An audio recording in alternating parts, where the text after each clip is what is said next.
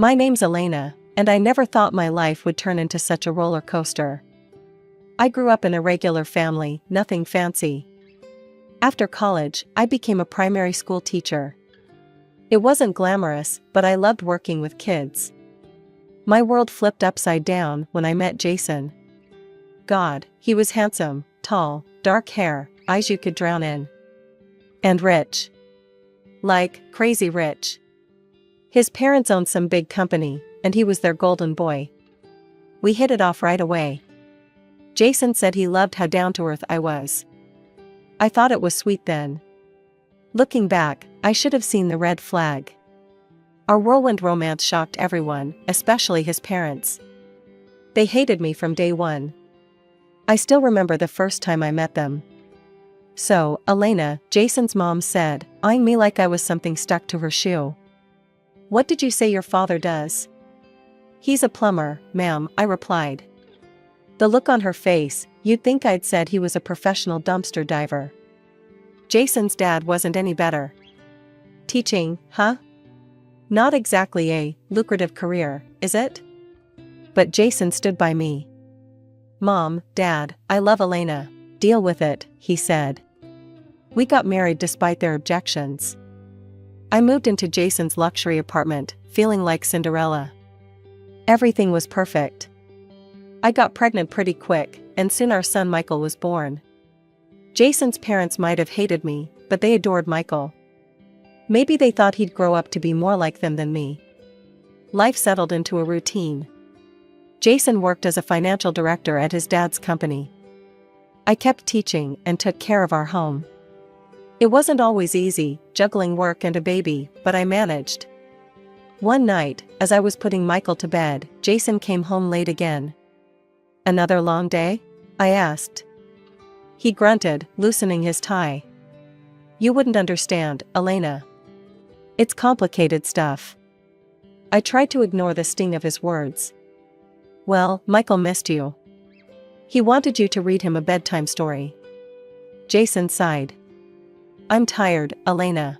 Can't you do it?" As I watched him walk away, I couldn't shake the feeling that something was changing between us. But I pushed those thoughts aside. We were happy, right? We had to be. This was the life I'd dreamed of. As time went on, I couldn't ignore the growing distance between Jason and me. He was staying later at work, having dinners out, and becoming more distant. I tried to convince myself it was just work stress, but deep down, I knew something was off. The breaking point came when I found out about the corporate party. I was folding laundry when my mother-in-law called. "Elena," she said, her voice dripping with disdain, "I hope you're not planning to wear that horrid green dress to the party tonight." I froze. "What party?" There was a pause. "The company's annual gala." "Surely Jason told you?" My heart sank. "He must have forgotten," I mumbled. "Well," she sniffed, "perhaps it's for the best. These events require a certain sophistication. Goodness knows you struggle enough with the simple duties of being a financial director's wife." I hung up, my cheeks burning with humiliation. When Jason got home, I confronted him. "Why didn't you tell me about the party?" I demanded. He sighed, loosening his tie. "Look, Elena, these events, they're not really your scene. You're just too." He paused, searching for the right word. "Simple?" I supplied, my voice bitter. He shrugged. "You said it, not me." That night, as Jason left for the party in his tuxedo, I sat alone in our huge apartment, feeling more out of place than ever. Weeks passed, and Jason grew more distant. I threw myself into taking care of Michael and my teaching job, trying to ignore the growing pit in my stomach. One day, while cleaning Jason's home office, I noticed his laptop was open. Curiosity got the better of me, and I started browsing.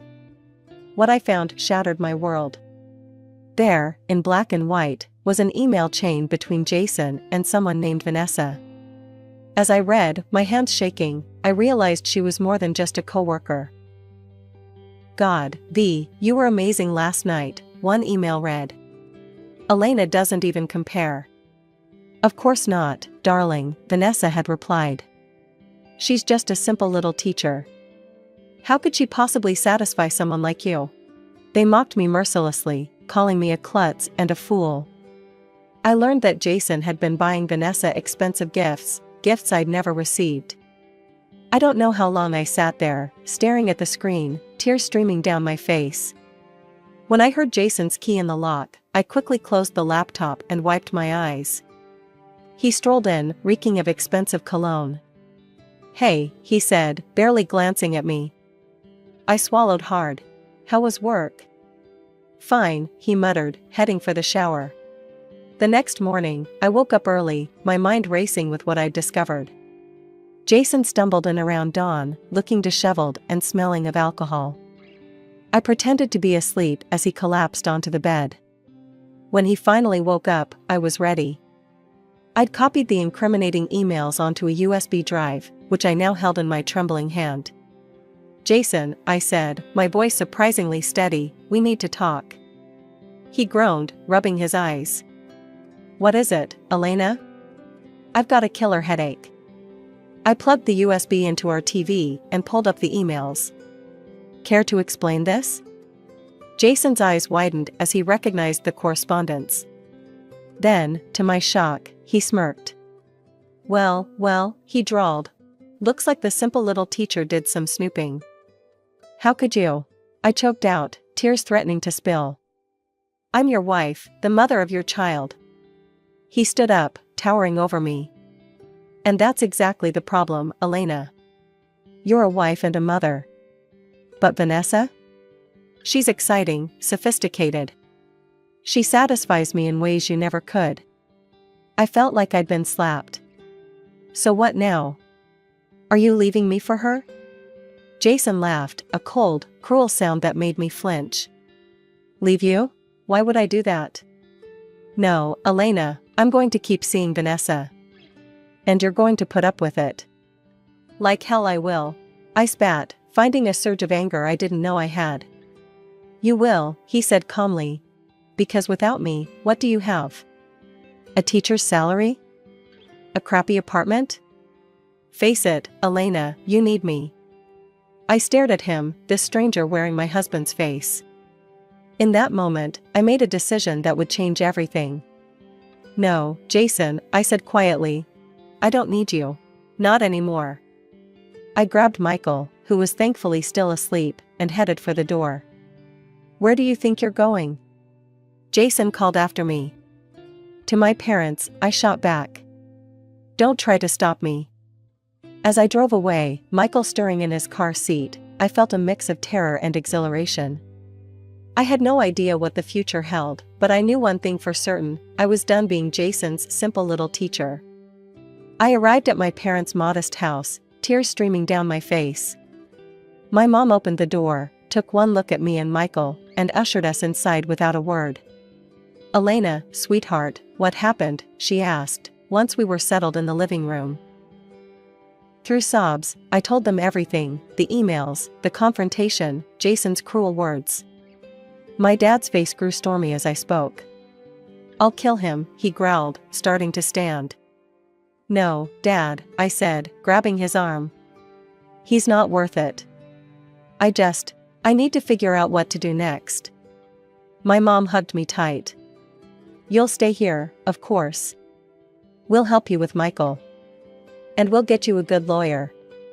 As I lay in my childhood bed that night, Michael sleeping peacefully beside me, I realized this was just the beginning of a long, difficult journey. But for the first time in years, I felt like I could breathe. I was free. The following weeks were a blur of lawyer meetings and tearful nights. Jason, true to form, wasn't going down without a fight. He hired the best divorce attorney in the city and was determined to make my life hell. "He's trying to get full custody of Michael," my lawyer, a kind-faced woman named Sarah, told me one afternoon. "He's claiming you're an unfit mother." I felt like I'd been punched in the gut. "What? How can he say that?" Sarah sighed, pushing her glasses up her nose. "He's alleging that you're unstable, that you've neglected Michael. It's all nonsense, of course, but we need to be prepared for a tough battle." And a tough battle it was. Jason threw everything he had at me. He claimed I was mentally unstable, that I'd cheated on him, that I was a danger to Michael. Each lie felt like a knife to my heart. The day of the custody hearing arrived. I sat in the courtroom, my hands shaking as Jason's lawyer painted me as a terrible mother. "Your Honor," he said, his voice dripping with false concern, "Mrs. Parker is clearly unfit to care for a child. She abandoned her marital home, taking the child with her without Mr. Parker's consent. She's unstable, prone to emotional outbursts." I wanted to scream, to tell the judge it was all lies. But Sarah had coached me well. I sat quietly, my face a mask of calm. When it was our turn, Sarah stood up. "Your Honor, my client is a dedicated mother and a respected teacher. Mr. Parker's claims are baseless and, frankly, malicious. We have character witnesses." The judge listened to both sides, his face impassive. When he finally spoke, I held my breath. "Having considered all the evidence," he said, "I find no reason to deny Mrs. Parker custody of Michael. Mr. Parker will have visitation rights and will pay alimony and child support." I let out a sob of relief. Jason's face twisted with fury, but I didn't care. I had one. Michael was staying with me. As we left the courthouse, Jason grabbed my arm. "This isn't over, Elena," he hissed. "I'll make you regret this." I yanked my arm away. "No, Jason. It is over. You lost. Deal with it." Walking away from him, head held high, I felt stronger than I had in years. But I knew this was just the beginning. Jason wasn't going to give up easily, and I needed to be prepared for whatever he might do next. Months passed, and life settled into a new rhythm. I threw myself into teaching, cherishing the moments with Michael, and slowly rebuilding my self-esteem. But Jason wasn't done with us yet. One sunny afternoon, as I was helping my mom prepare dinner, there was a knock at the door. I opened it to find Jason standing there, a stunning blonde woman hanging on his arm. "Elena," he said, his voice sickeningly sweet, "I've come to see Michael. This is Vanessa, my fiancée." I felt like I'd been sucker punched. "Fiancé?" I managed to choke out. Vanessa smirked, her eyes roving over our modest home. "Yes, Jason and I are getting married. Now, where's the little one? I'm dying to meet him." I wanted to slam the door in their faces, but I knew I had to be civil for Michael's sake. "Come in," I said through gritted teeth. As they entered, Vanessa wrinkled her nose. "My, what a quaint little kennel you have here," she said, her voice dripping with disdain. My parents, who had come to see what was going on, bristled at her words. "Now listen here, young lady," my dad started, but Jason cut him off. Now, he said condescendingly. "No need to get upset. We're all adults here, aren't we?" "Well, some of us more than others," he added, eyeing my parents with contempt. That was the last straw. "Get out," I said, my voice low and dangerous. "Excuse me?" Jason said, feigning surprise. "You heard me," I replied, my anger building. "Get out of my parents' house. You can see Michael another time, when you learn some respect." Vanessa laughed, a high, grating sound. "Oh, honey, don't you get it? Jason doesn't need your permission. He has rights, you know." I stepped closer to her, my voice barely above a whisper. "And I have the right to kick you out of this kennel, as you so charmingly put it. Now leave, before I call the police." Jason's face darkened. "You'll regret this, Elena. I'll take Michael away from you, just you wait and see." That night, after putting Michael to bed, I sat with my parents in the living room, my head in my hands. "What am I going to do?" I asked, my voice trembling. "He's going to try to take Michael away, I just know it." My mom put her arm around me. "We won't let that happen, sweetheart. We'll fight him every step of the way." My dad nodded, his face set with determination. "I've got an idea," he said. "Remember Alex, your old friend from school? The one who became a private detective? I nodded, not sure where he was going with this. Well, he continued, maybe it's time we did some digging of our own. Find out what skeletons Jason and his new fiancée might have in their closets. I hesitated. It felt wrong, somehow, to stoop to Jason's level. But then I thought of Michael, of the threat to take him away, and I knew I had to do whatever it took to protect him. Okay, I said, taking a deep breath. Let's do it. Let's hire Alex. The next day, I called Alex. We hadn't spoken in years, but he agreed to meet me immediately when I explained the situation. We met at a small cafe, away from prying eyes. Elena, Alex said, giving me a warm hug. I'm so sorry you're going through this. I filled him in on everything, the affair, the divorce, Jason's threats. Alex listened intently, his brow furrowed. I'll take the case, he said finally. We'll find out what your ex and his new fiancée are really up to. Over the next few weeks, Alex worked tirelessly. I tried to focus on my life, teaching, caring for Michael, helping my parents, but I couldn't help checking my phone constantly for updates. Finally, Alex called me. Elena, you need to come to my office. Now. When I arrived, Alex's face was grim. I found some things, he said, and they're not pretty. He laid out a series of documents and photos. First, your ex's fiancée, Vanessa? She's not who she says she is. Her real name is Veronica Mills. She used to work as an escort. I gasped. Are you sure? Alex nodded. Positive. But that's not all. She's been involved in some serious corporate espionage. She's been leaking information from your in-law's company to their competitors. My head was spinning. Does Jason know? I don't think so, Alex replied. But there's more. Jason himself has been embezzling from the company. He's been siphoning off funds for years. I sat back, stunned. This was bigger than I could have imagined. What do I do with this information? I asked. Alex leaned forward. That's up to you, Elena. But if I were you, I'd use it to protect yourself and Michael. As I left Alex's office, my mind was racing. I had the power to destroy Jason and Vanessa, or Veronica. But was that really what I wanted? The next day, I received an unexpected call. It was my mother-in-law. Elena, she said, her voice cold, we're having a small gathering for my birthday next weekend. We'd like you and Michael to come. As I hung up the phone, I felt a mix of anticipation and dread. The information Alex had uncovered was burning a hole in my pocket. I knew that at this party, I'd have to decide whether to use it or not. I looked at a photo of Michael on my nightstand, his innocent smile beaming at me. Don't worry, sweetheart, I whispered. Mommy's going to make sure you're safe. With that thought, I began to plan. The party was just days away, and I needed to be prepared for anything.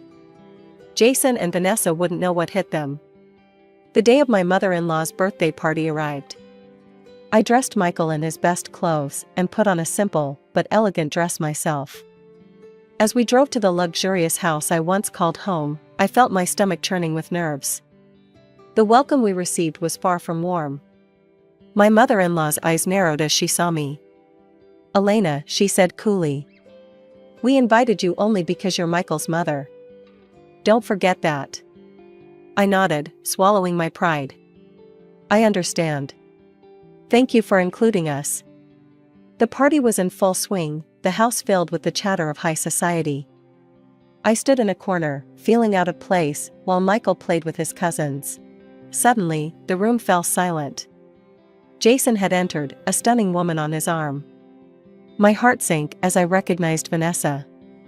Everyone, Jason announced, beaming. I'd like you to meet my fiancée, Vanessa. We're getting married next month.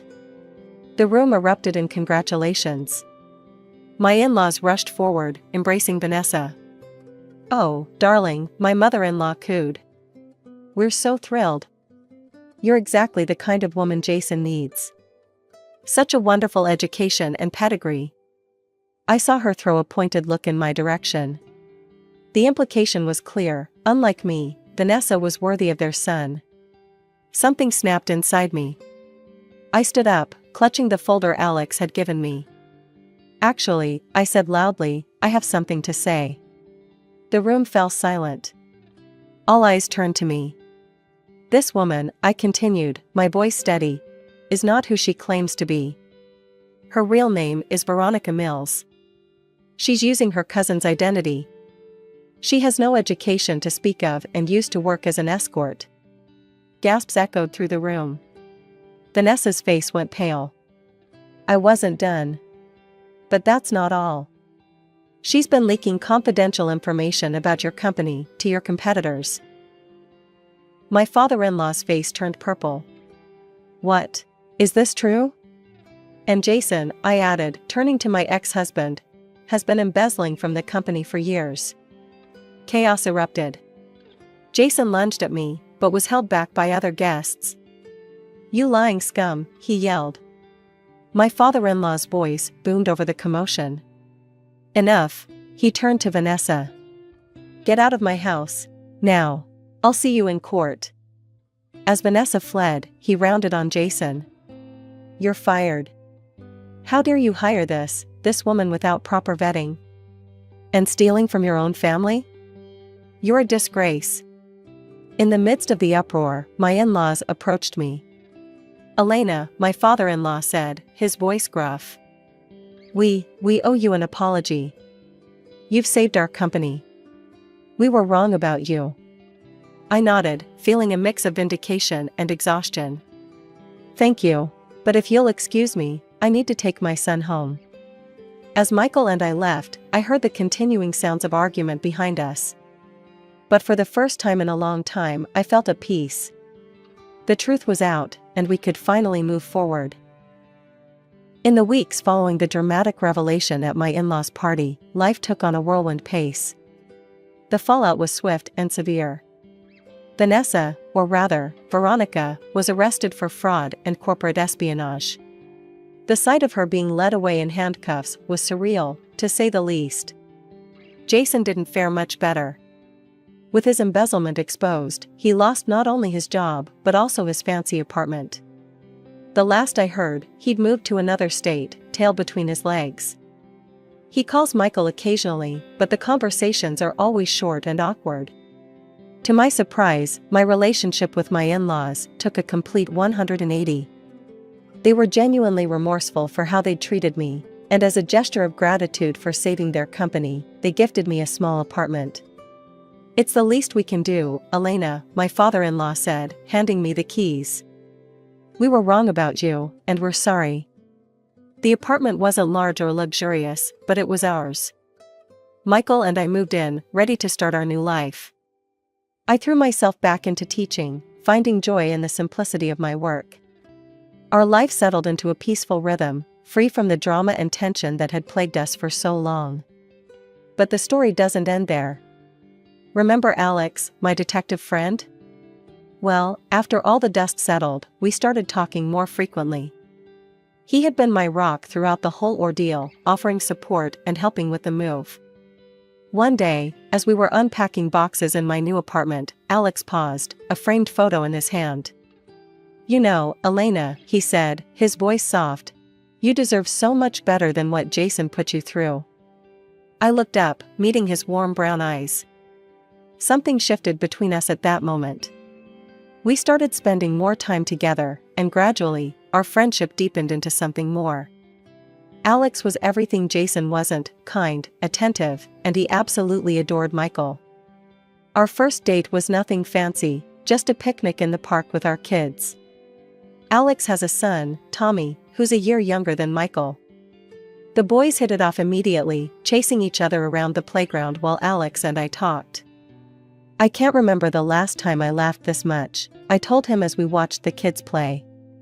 Alex smiled, taking my hand. "You deserve to laugh, Elena.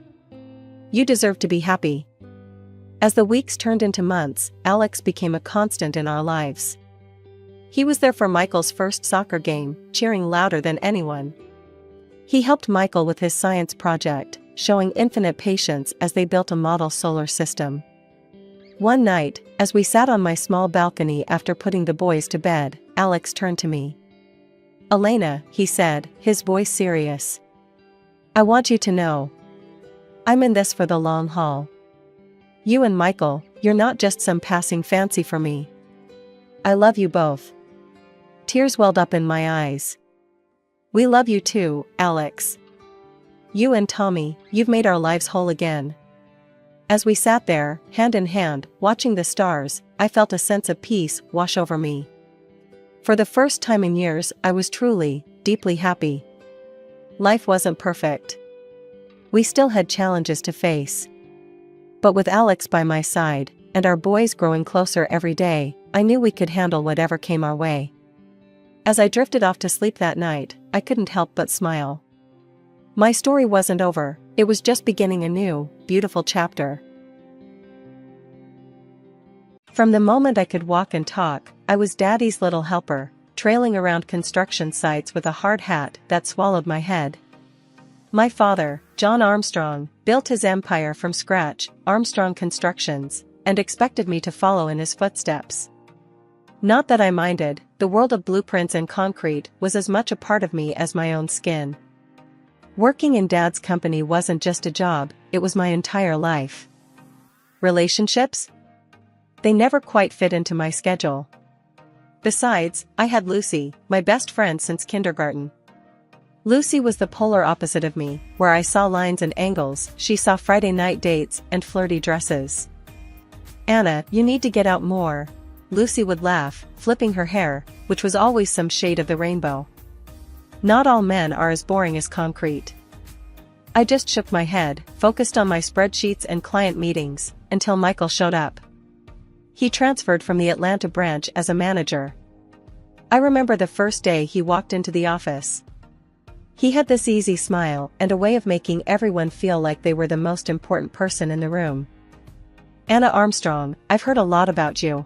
All good things, I promise," he said, extending his hand. His grip was firm, confident. "Doubt that. If they told you I'm a pushover, they lied," I replied, raising an eyebrow. He laughed, a genuine, head-back sound. "I guess I'll have to find out for myself."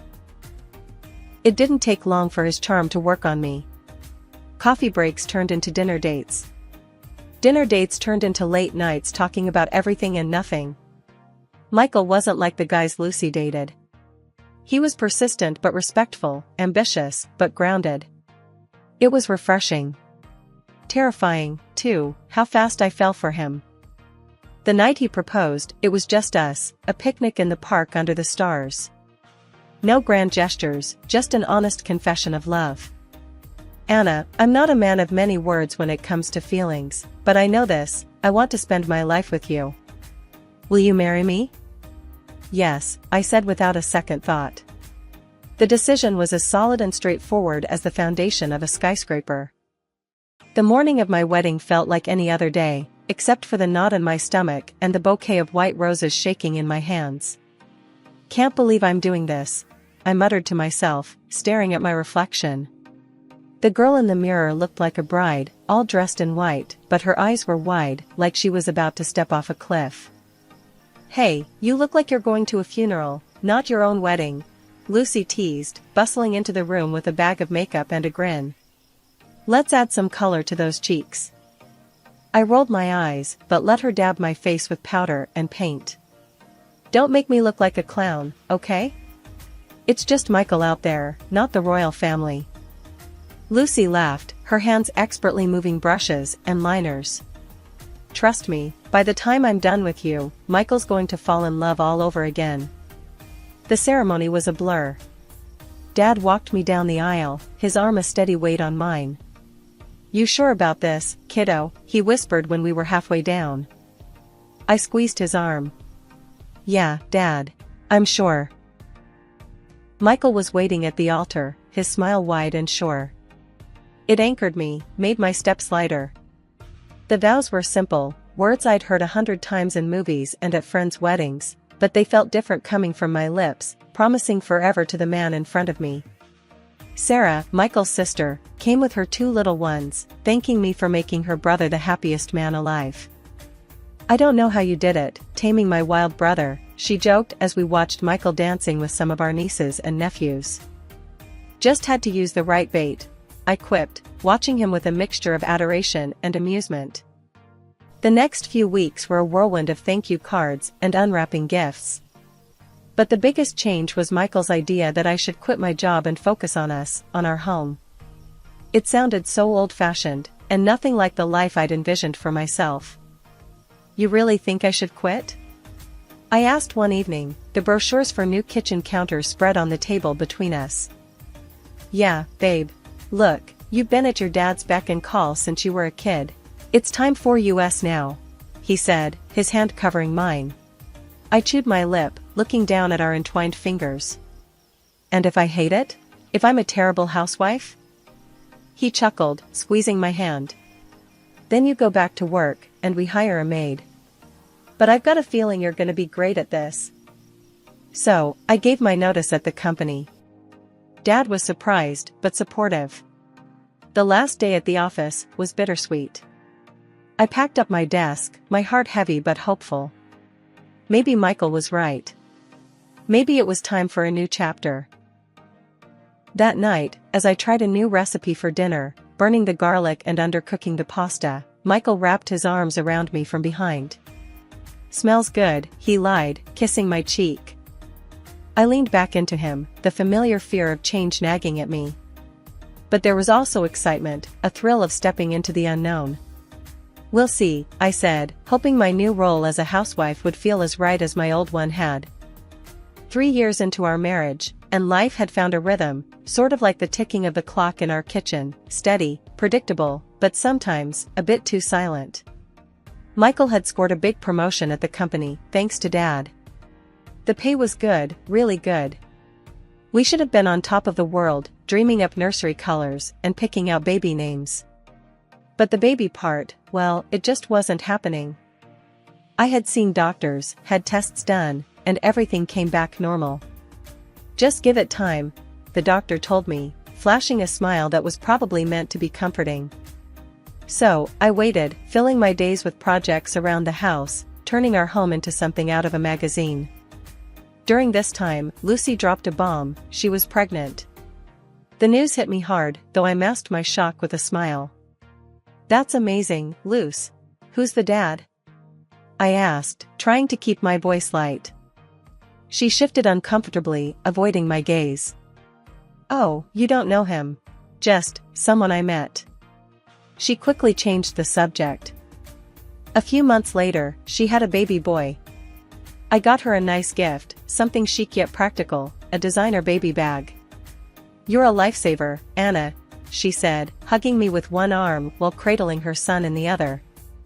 Meanwhile, Michael started spending more weekends at his sister Sarah's place. He said she needed help with the kids since she was doing it all alone. "I just want to make sure they're okay," he explained one Friday as he packed a small overnight bag. "Maybe I could come with you? Help out a bit?" I suggested. Sarah was family, after all, and I liked playing aunt. No, he brushed off my offer with a quick wave of his hand. "It's a lot of chaos with the kids. I don't want to drag you into it. I'll manage." So, I started buying little gifts for the kids, books, games, things to keep them busy. "Send these along with you," I'd say, handing over the toys. Michael would smile, thank me, and head off. But the doubts began creeping in. Little things at first. The way he'd avoid my gaze when talking about his weekends. The rushed phone calls he'd end the moment I walked into the room. One day, I decided to talk to him about it. I waited for him in the living room, rehearsing what I would say. When he walked in, looking tired, my heart softened a bit, but I pressed on. "Michael, are you sure everything's okay with Sarah and the kids? Maybe I could help her out during the week. I have free time, you know." I pushed, watching his reaction closely. He hesitated, then shook his head. "No, I told you, it's under control. You don't need to worry about it." Something in his tone didn't sit right with me. It felt like he was hiding something. But I didn't want to push him further right then. I spent that Saturday like any other, deep cleaning the house, while Michael was helping Sarah with the kids. I vacuumed, dusted, and scrubbed. By mid-afternoon, my energy waned, and I decided a change of scenery might do me good. A quick trip to the mall for new curtains seemed like the perfect excuse to get out. As I turned the corner near the food court, I froze. There was Sarah, holding her children's hands. They were laughing, a carefree moment that felt so alien to my current state. "Sarah," I called out, my voice a little too eager. She looked up, a bit startled, then smiled. "Anna, what a surprise. How are you?" "I'm good, just grabbing some things for the house." "And Michael, is he here? Helping you out today?" I probed, trying to sound casual. Sarah's face shifted slightly, a flicker of confusion passing over her features. "Michael? No, he hasn't been here today." "Was he supposed to be?" My heart sank, but I masked it with a quick laugh. "Oh, I must have misunderstood. I thought he was spending the day with you and the kids." "No, the last time Michael came over was, well, it's been a few weeks, actually. We've just been texting, mostly." "Is everything okay?" Sarah asked, now looking concerned. "Yeah, everything's fine. Just mix-ups, you know?" I replied, my mind racing. "Well, I better keep shopping. Those curtains won't pick themselves." "Sure, let me know if you want to grab a coffee or something," Sarah said, as we parted ways. I nodded, but as soon as she was out of sight, my legs carried me quickly away, my heart pounding in my chest. Michael had lied. He wasn't with Sarah, he hadn't been for weeks. The realization hit me like a slap in the face. Where was he, then? And why lie about it? The house was quiet when I got back, too quiet, echoing with the loud doubts now filling my head. I threw my keys on the table and sank into a chair. My hands trembled slightly as I took out my phone. I needed answers, and there was only one way to get them. I dialed Michael's number, my fingers numb and cold. He picked up after the second ring. "Hey babe," he answered, his voice cheerful. "What's up?" I swallowed hard, trying to keep my voice steady. "Where are you?" "I'm at Sarah's, helping her out. You know, the usual chaos," he replied, a hint of strain now audible behind his casual tone. In the background, I could hear the unmistakable sound of children laughing. My grip on the phone tightened. "Sounds like you're having fun," I said, trying to sound nonchalant. "Yeah, Sarah had to run some errands. Left me in charge of the fort," he chuckled, and more laughter echoed behind him. The lie was so blatant, so effortless. I felt a cold shiver run down my spine. Sarah wasn't running errands, I had just seen her, relaxed and shopping, not a care in the world. "Okay, take care then," I said quietly, my throat tight. "Love you," he said quickly, and before I could respond, he had hung up. I sat there alone, the silence of the house suffocating me, tears rolling down my cheeks. The man I loved, the man I had devoted my life to, was deceiving me. It hurt, more than I could have imagined. In the end, I wiped away my tears and headed to his home office. He'd always been private about his work, but now, every secretive moment felt suspicious. Stepping into his office felt like crossing into forbidden territory. Papers were stacked neatly on his desk, books lined the shelves in an orderly fashion, everything as it should be, except my heart pounding loud in my chest. I wasn't sure what I was looking for. Proof? A confession scribbled on a post-it note? I sifted through papers, opened drawers, my hands shaking slightly. Then I saw it, tucked into a book on the shelf, a photograph that knocked the air from my lungs. It was Michael, Lucy, and her little boy, all smiling at a picnic. Michael had his arm around Lucy, and they looked happy. Too happy. The kind of happy that you are when you're more than just friends. A cold wave of realization washed over me. The lies, the absences, it all made a sick sort of sense now. But I needed more than a photo and my suspicions. I needed something concrete before I could confront him. First thing Monday, I called a detective agency, explained my situation, and hired someone. I just need to know for sure, I told the investigator. His assurance was professional, but my heart still felt like it was trapped in a vice. Michael returned Sunday evening, acting like everything was normal. "Hey, babe, Sarah really appreciated the help. You're an angel for sending those gifts," he said, pecking me on the cheek. I forced a smile, kept the dinner conversation light, hiding the turmoil inside. "Glad to help," I replied, my voice steady, despite the scream inside my head.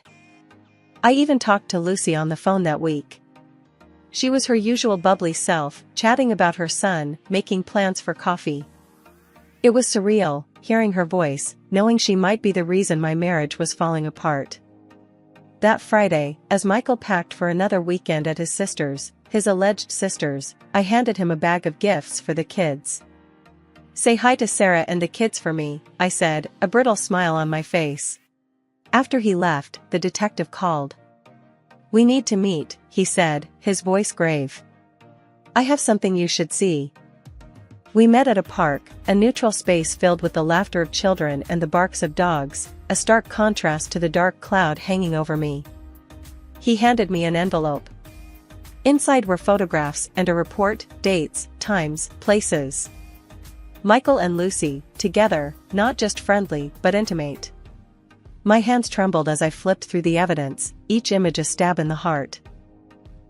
"I'm sorry, Mrs. Thompson," the detective said. His face was a mask of professionalism, but his eyes were kind.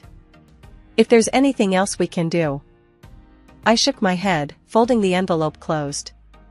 "No, it's more than enough." The first thing I did was pack all of Michael's belongings.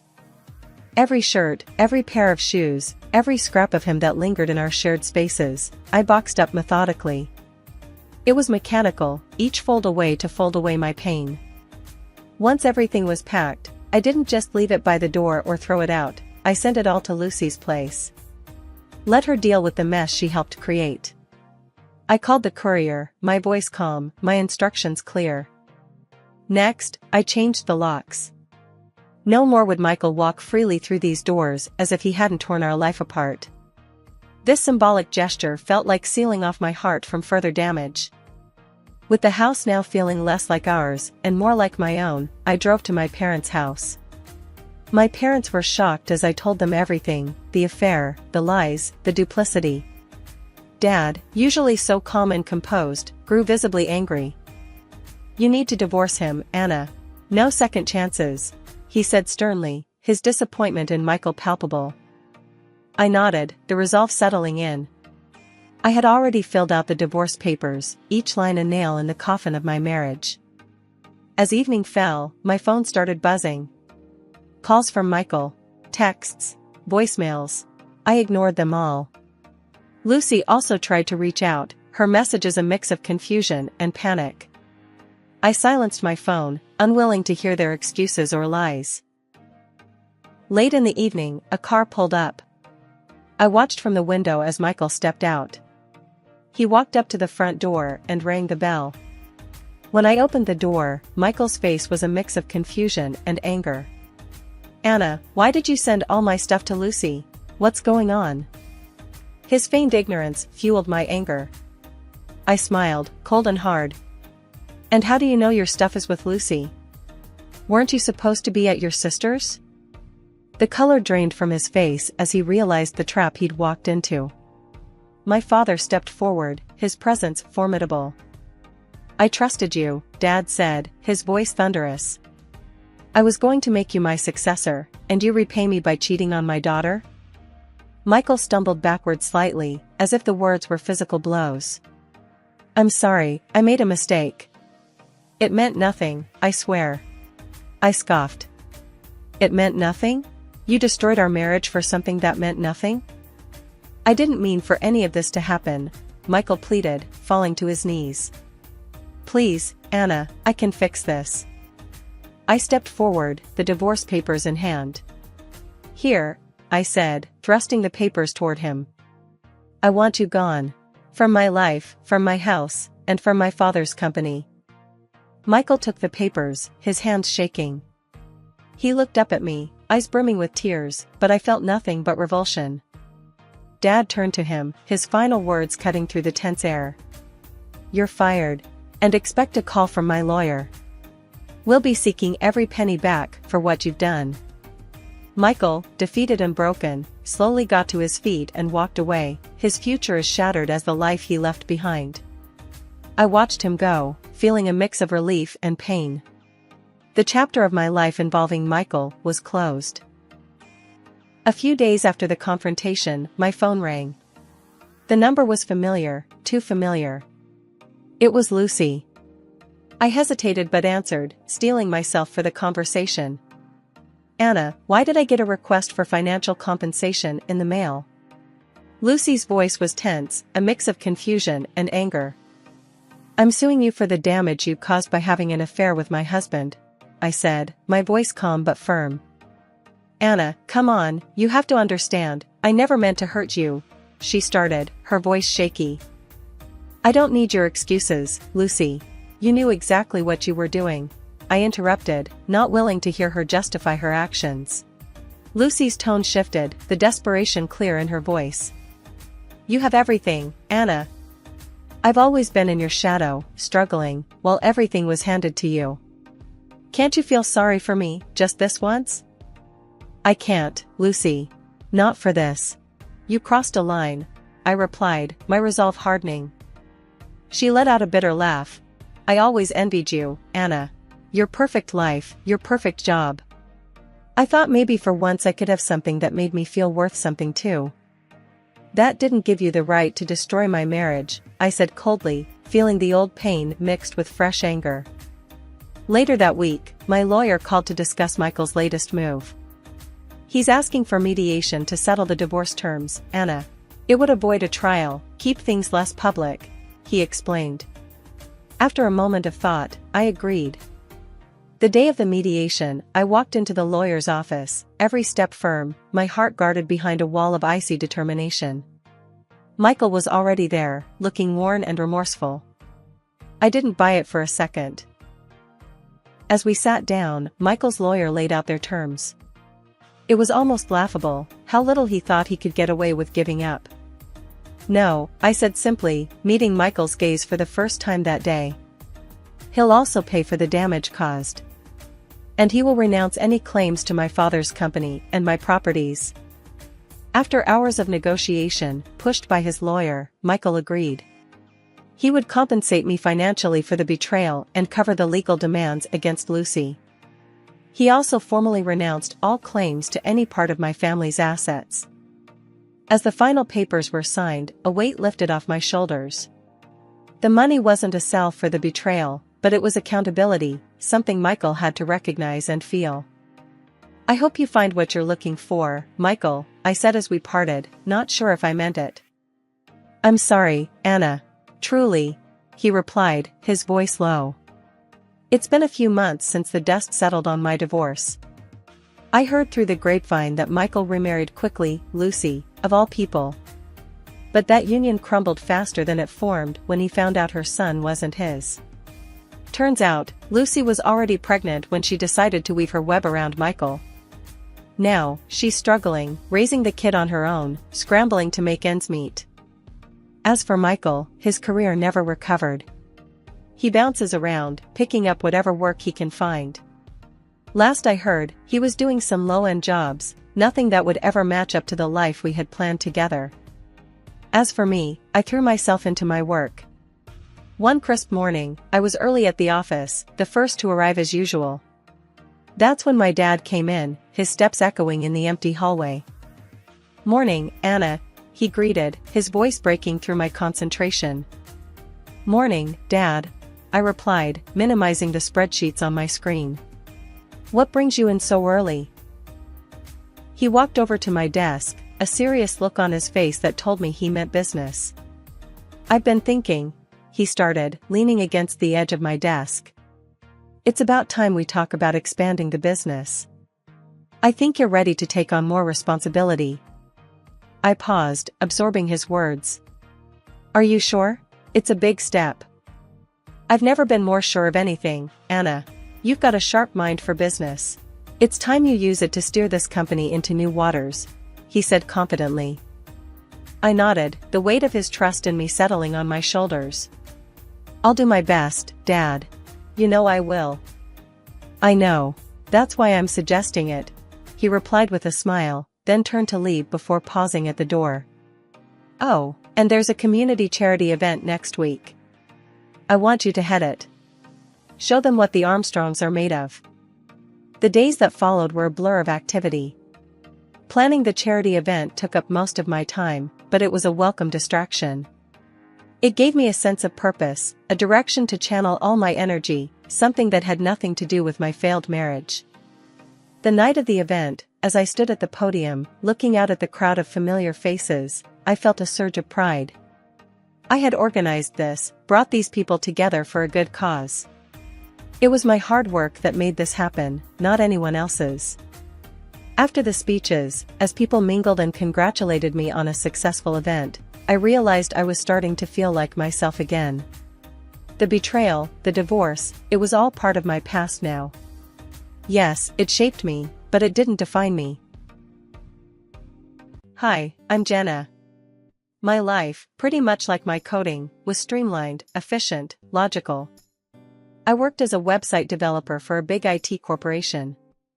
Every day was a new puzzle, figuring out how to make shopping online as easy as breathing for people who'd probably never meet me. Everything was ticking along just fine until they shuffled me off to a different branch to help jumpstart a sluggish project. That's where I bumped into Alex. Now, let me tell you about Alex. He was like a whirlwind, always buzzing around, full of ideas, and always ready to grab everyone's attention in the room. I remember the first time we really talked. It was by the coffee machine, that old sputtering beast that was the unofficial meeting spot in the office. I was trying to figure out why it hated me when he sauntered over. Struggling? He had this smirk, like he knew exactly how annoying that machine was. Yeah, this thing is a beast, I replied, smacking it lightly. They say you gotta sweet-talk it, Alex said, winking. He picked up the sugar packets, shaking them like he was about to perform a magic trick. Or bribe it. Finally, coffee machine hissed and sputtered out my much-needed coffee. We laughed, and that's how it started. Simple. Over cups of terrible coffee, we started chatting about work, then movies, music, and everything in between. Alex wasn't just talk, though. The guy had ambition that could light up a city. He was in software development, always juggling half a dozen projects, each more complex than the last. A few weeks in, he asked me out. Not in a sweet, shy way. Oh no, Alex wasn't about that. So, Jenna, when are you gonna let me take you out? I promise an evening not as bitter as this office coffee, he'd thrown down, grinning over his mug. Dating him was a whirlwind. He was passionate, always pushing boundaries, making plans. We hit off so well that when it was time for me to head back to my old department, the thought of not seeing him every day was a downer. But we made it work. Long calls, weekend visits, and constant messaging filled the gaps until he proposed a year later. It was as direct as our first date invite. I laughed, cried a bit, and said yes. Soon, I met Alex's mother, Judith, a warm and inviting woman who welcomed me with open arms. Our connection was instant, bonded over Sunday dinners and shared stories of Alex as a cheeky child. The wedding was modest but beautiful, held in a small garden with our closest friends and family. It was perfect, filled with laughter, good food, and dancing under string lights. After our wedding, Alex moved into my apartment. It felt like the start of something wonderful, with every evening a chance to dream together. Life with Alex was never dull. We'd spend our weekdays buried in work, me at my corporation, and him at his buzzing tech startup. When the weekend rolled around, we'd switch off our work modes. Sometimes, we'd just kick back at home, or we'd head over to his mom's place. It was on one of those lazy Sunday afternoons at Judith's, when Alex first brought up his big idea. We were lounging in her sunlit living room, Judith fussing around with some tea and cookies. Mom, Jenna, I've been thinking, Alex began, his eyes lighting up the way they did when he was onto something big. What if we started our own thing? A platform for manufacturers to sell their products directly to customers. I remember looking over at Judith, who just shrugged as if to say, "He's your husband, you deal with it." "Alex, that sounds huge," I said, trying to keep my voice light. "But starting something like that from scratch? It's a lot of money, a lot of risk. But think about the potential, Jen.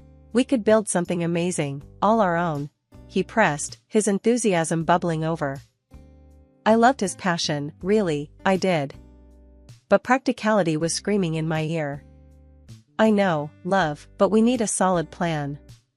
It's not just about having the idea, it's about making it work financially." Judith nodded, handing us our tea with a cautious smile. Alex leaned forward, his hands animated as he spoke. "I've already looked into it. We can take out a loan, get started with a small team.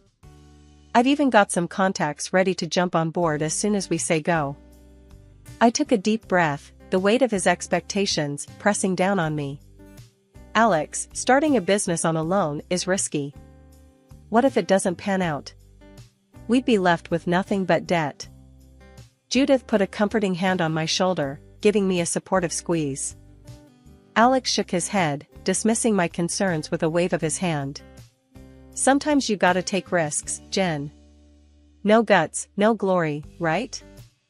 I tried a different angle, hoping to get through to him. "Look at all the successful platforms we know. They were built by teams, by corporations with deep pockets. We're just two people. But that's how the big players started, babe. In garages, at kitchen tables. We could be like them, and we don't have to quit our jobs right away. I'll go first, get it off the ground." The conversation went round in circles for hours. In the end, Alex did what he always did when he had set his mind on something, he charged ahead. The next thing I knew, he'd quit his job, taken out a loan, and rented a small office space. He was all in, expecting me to follow. When he told me what he'd done, my heart sank. "Alex, this is too fast. We should have planned more, saved more." He was unpacking a box of his belongings in the new office, not even looking at me as he spoke. "I thought you'd be happy, Jen. I thought you'd be proud." Despite his confidence, I didn't quit my job. I couldn't. The thought of both of us floating without a safety net was terrifying. Alex saw it as distrust, a lack of faith in his vision. I saw it as being the only thing that might keep us from drowning. Alex's new office was buzzing with activity by the time I swung by one evening after my own long day at work. He'd rented a sleek, glass-fronted space downtown, filled it with the latest tech, and hired a team faster than you could say startup. As I walked through the door, the first person to greet me wasn't Alex, but his new secretary, Lisa, a young woman with a bright smile. "Hi, you must be Jenna. Alex has told us so much about you," she said, her voice as polished as the apple she was polishing on her blouse. "Yeah, that's me. Nice to meet you, Lisa," I replied, my tone hiding the churn of discomfort in my stomach. I glanced around, taking in the rows of busy desks, the oversized motivational posters screaming, "Think big." It felt more like a Silicon Valley scene than a modest startup. Alex spotted me from his office and waved me in.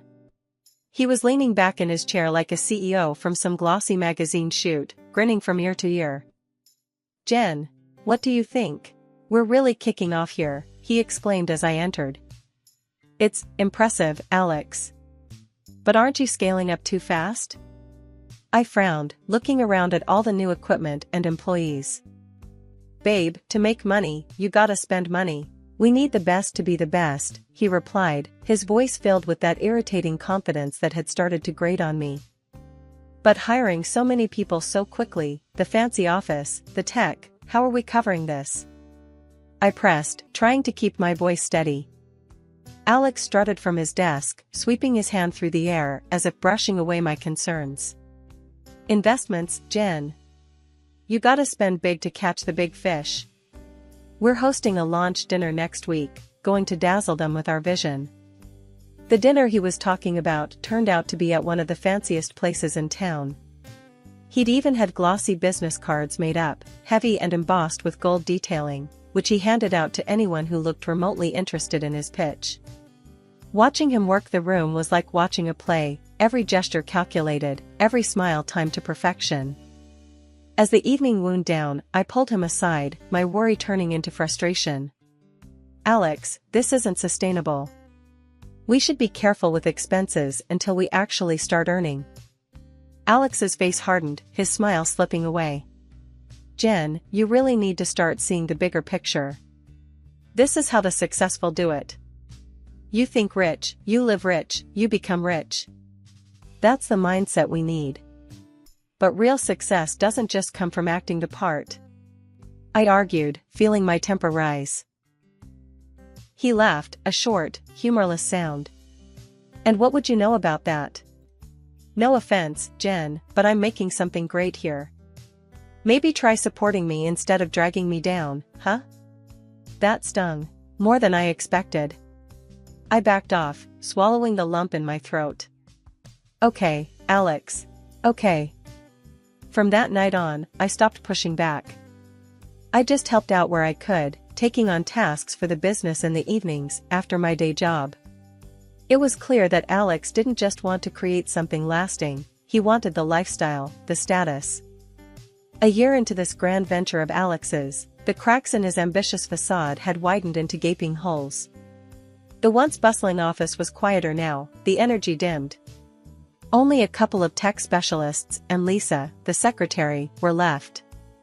The rest had been let go one by one as the money drained like sand through fingers. I came home one evening to find Alex pacing in the living room, his face drawn, eyes flicking up to meet mine with a mix of defiance and desperation. "Jen, we need to pump more money into the business. It's just a tough phase, it'll pass." He started off before I could even set down my keys. I sighed, dropping my bag onto the couch. "Alex, we've been at this tough phase for over a year. How much more can we afford to lose? Maybe it's time to think about winding down." He rounded on me, his voice sharp and loud. "Quit? You just don't get it, do you? You're too comfortable being a slave to your paycheck, too scared to really live free." His words stung, slashing through the tense air between us. "A slave? Really, Alex? Is that what you think of me? Someone trying to keep us afloat while you play billionaire on borrowed dimes?" I shot back, anger flaring. He didn't respond, just stormed out of the room, the slam of the door echoing like a gunshot. 6 months later, things hadn't improved. They'd gotten worse. One afternoon, I came home to find the driveway empty.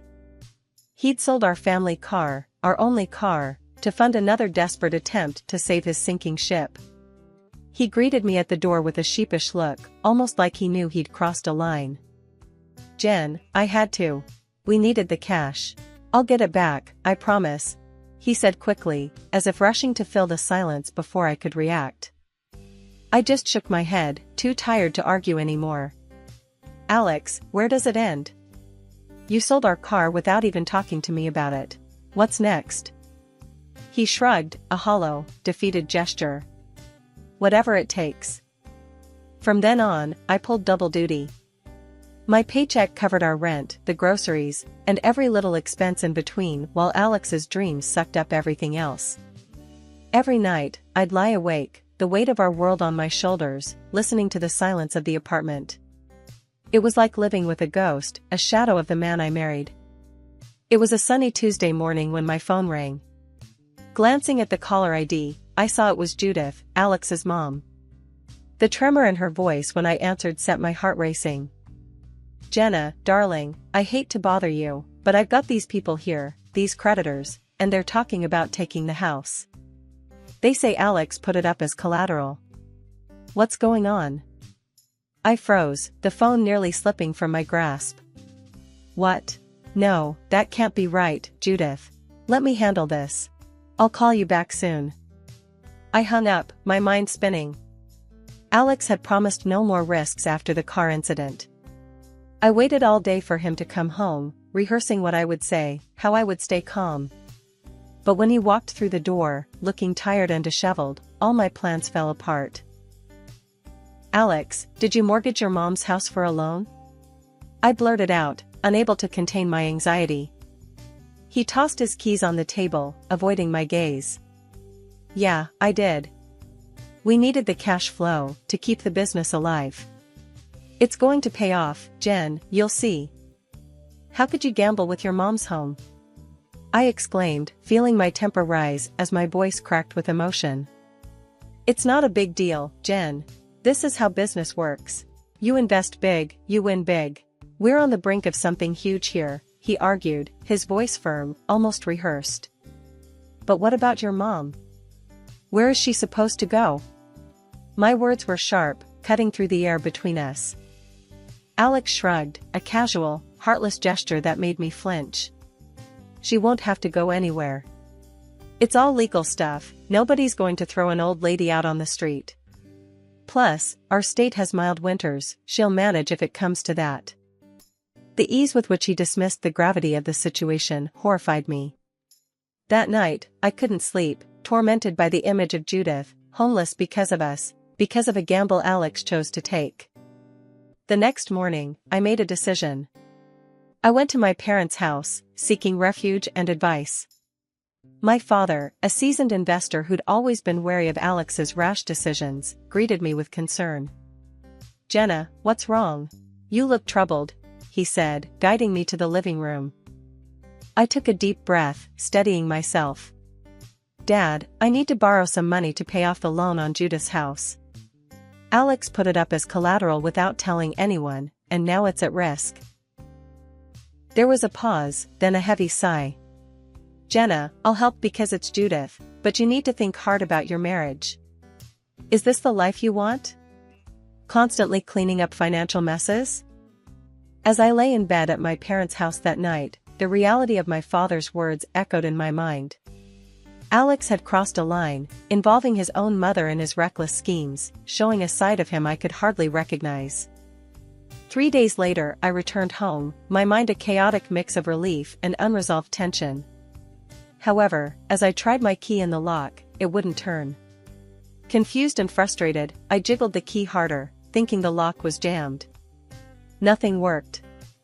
With a sinking feeling, I dialed Alex's number, but it went straight to voicemail. With nowhere else to go, I headed to Judith's house, hoping to at least bring her some good news. I arrived at Judith's to find her pruning her rose bushes, the sun setting softly behind her. "Jenna, what a surprise, dear. Everything okay?" she called out, wiping her hands on her apron. "Hi, Judith. I have some news. My dad agreed to help with the loan. You won't lose the house," I said, managing a small smile.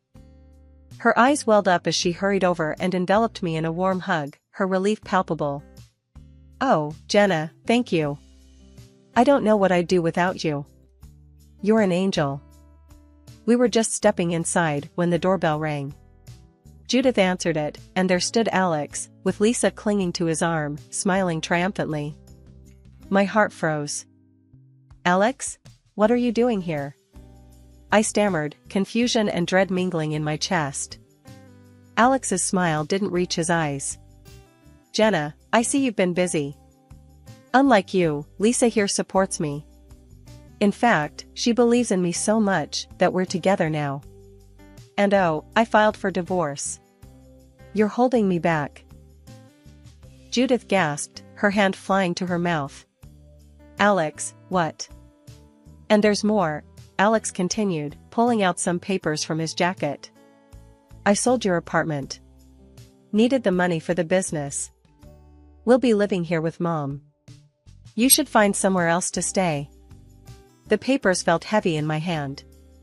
Divorce papers. Sale documents.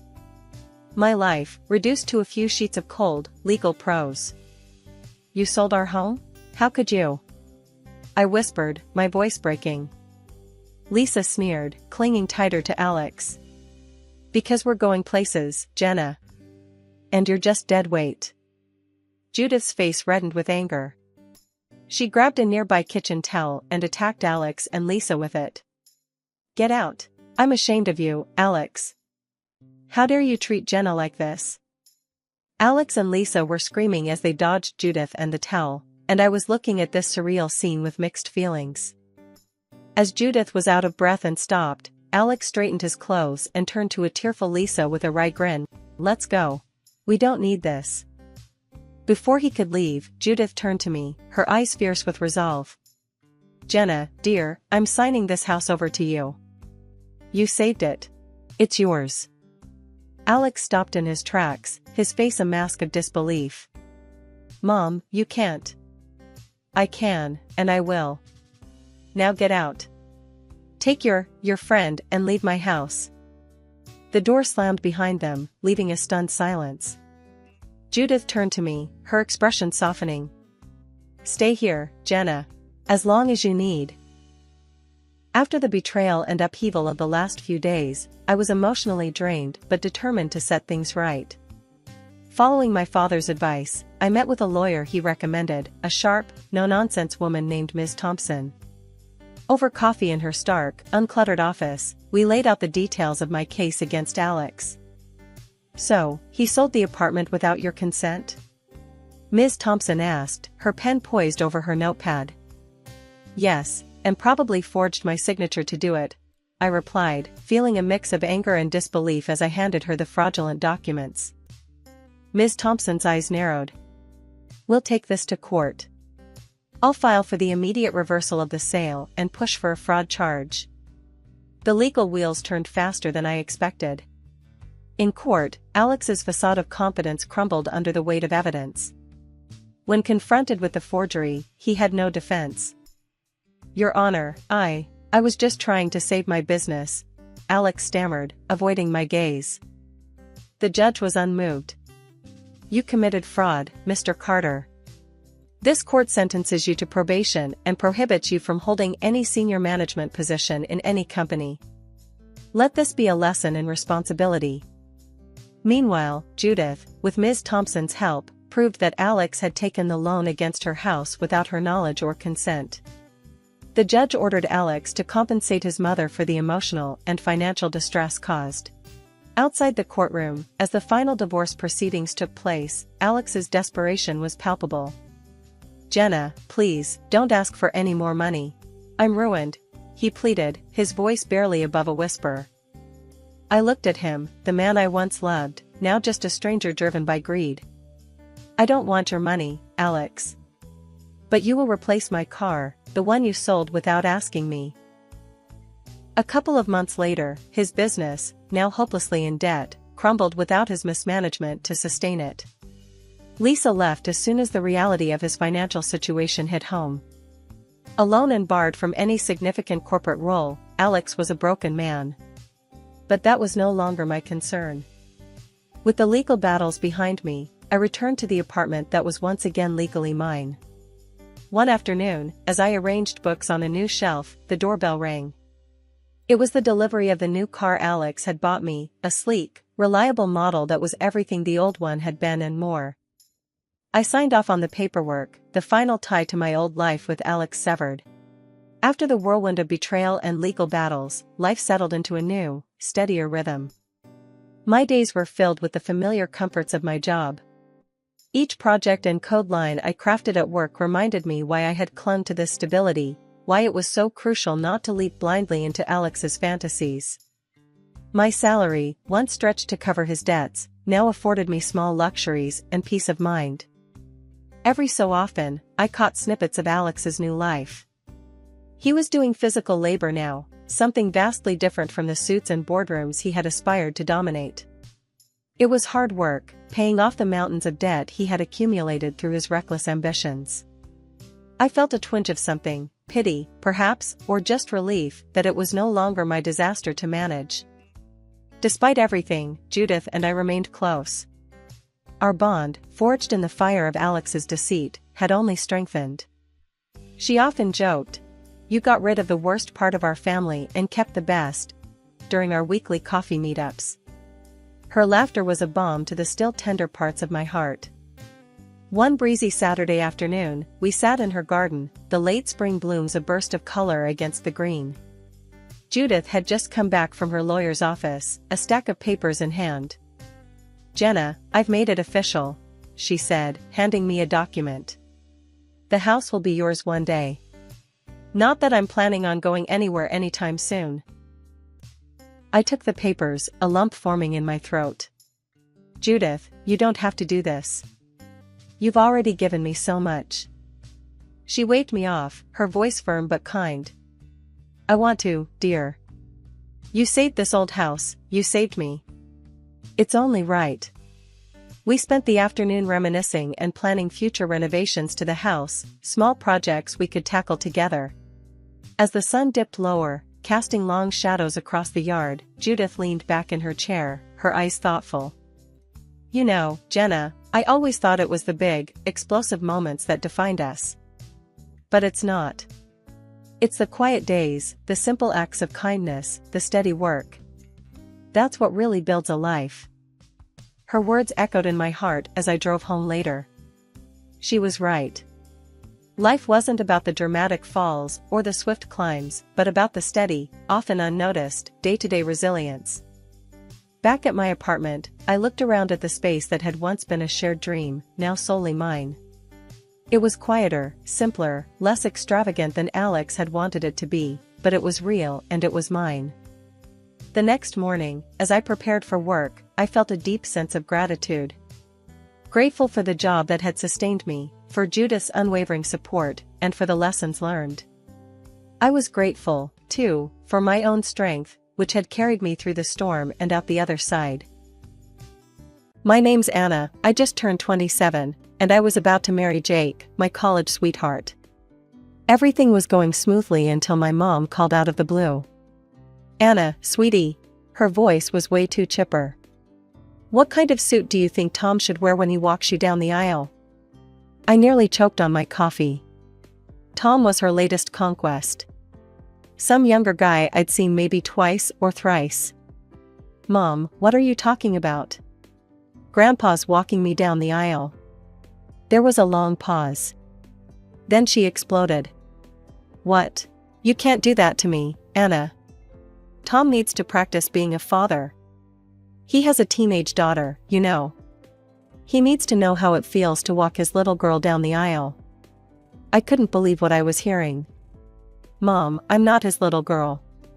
I'm not even related to him. Don't be so selfish, Anna. This is important for our relationship." That's when I lost it. "I'm not gonna be your boyfriend's guinea pig. Let him practice at someone else's wedding." I hung up and ignored her calls after that. But as I sat there, fuming, memories started flooding back. Memories I'd tried hard to forget. Dad died when I was 10. After that, Mom went off the deep end with men. She worked for a trucking company, and our house became a revolving door for every Tom, Dick, and Harry passing through town. "Anna, meet your new daddy," she'd say, hanging off some scruffy guy's arm. A week later, he'd be gone, replaced by the next one and only. I hated it. The parade of men, the constant drama, the instability. Mom was obsessed, throwing herself at these guys like her life depended on it. And each time they left, which they always did, she'd be a wreck until the next one came along. One time, I came home from school to find Mom sobbing on the couch. "He was supposed to be the one," she wailed. "We were gonna get married." "Who, Mom?" I asked, though I already knew the answer. "Bill. You remember Bill, don't you? He said he loved me." I didn't have the heart to tell her I couldn't keep track of all the Bills and Toms and Joes that had passed through our lives. "It's okay, Mom," I said, patting her back awkwardly. "There'll be someone else." And there always was. Within a week, she was all smiles again, introducing me to yet another perfect man. As I sat there, remembering all this, my phone buzzed again. Mom, for the 10th time. I hit ignore and tossed the phone aside.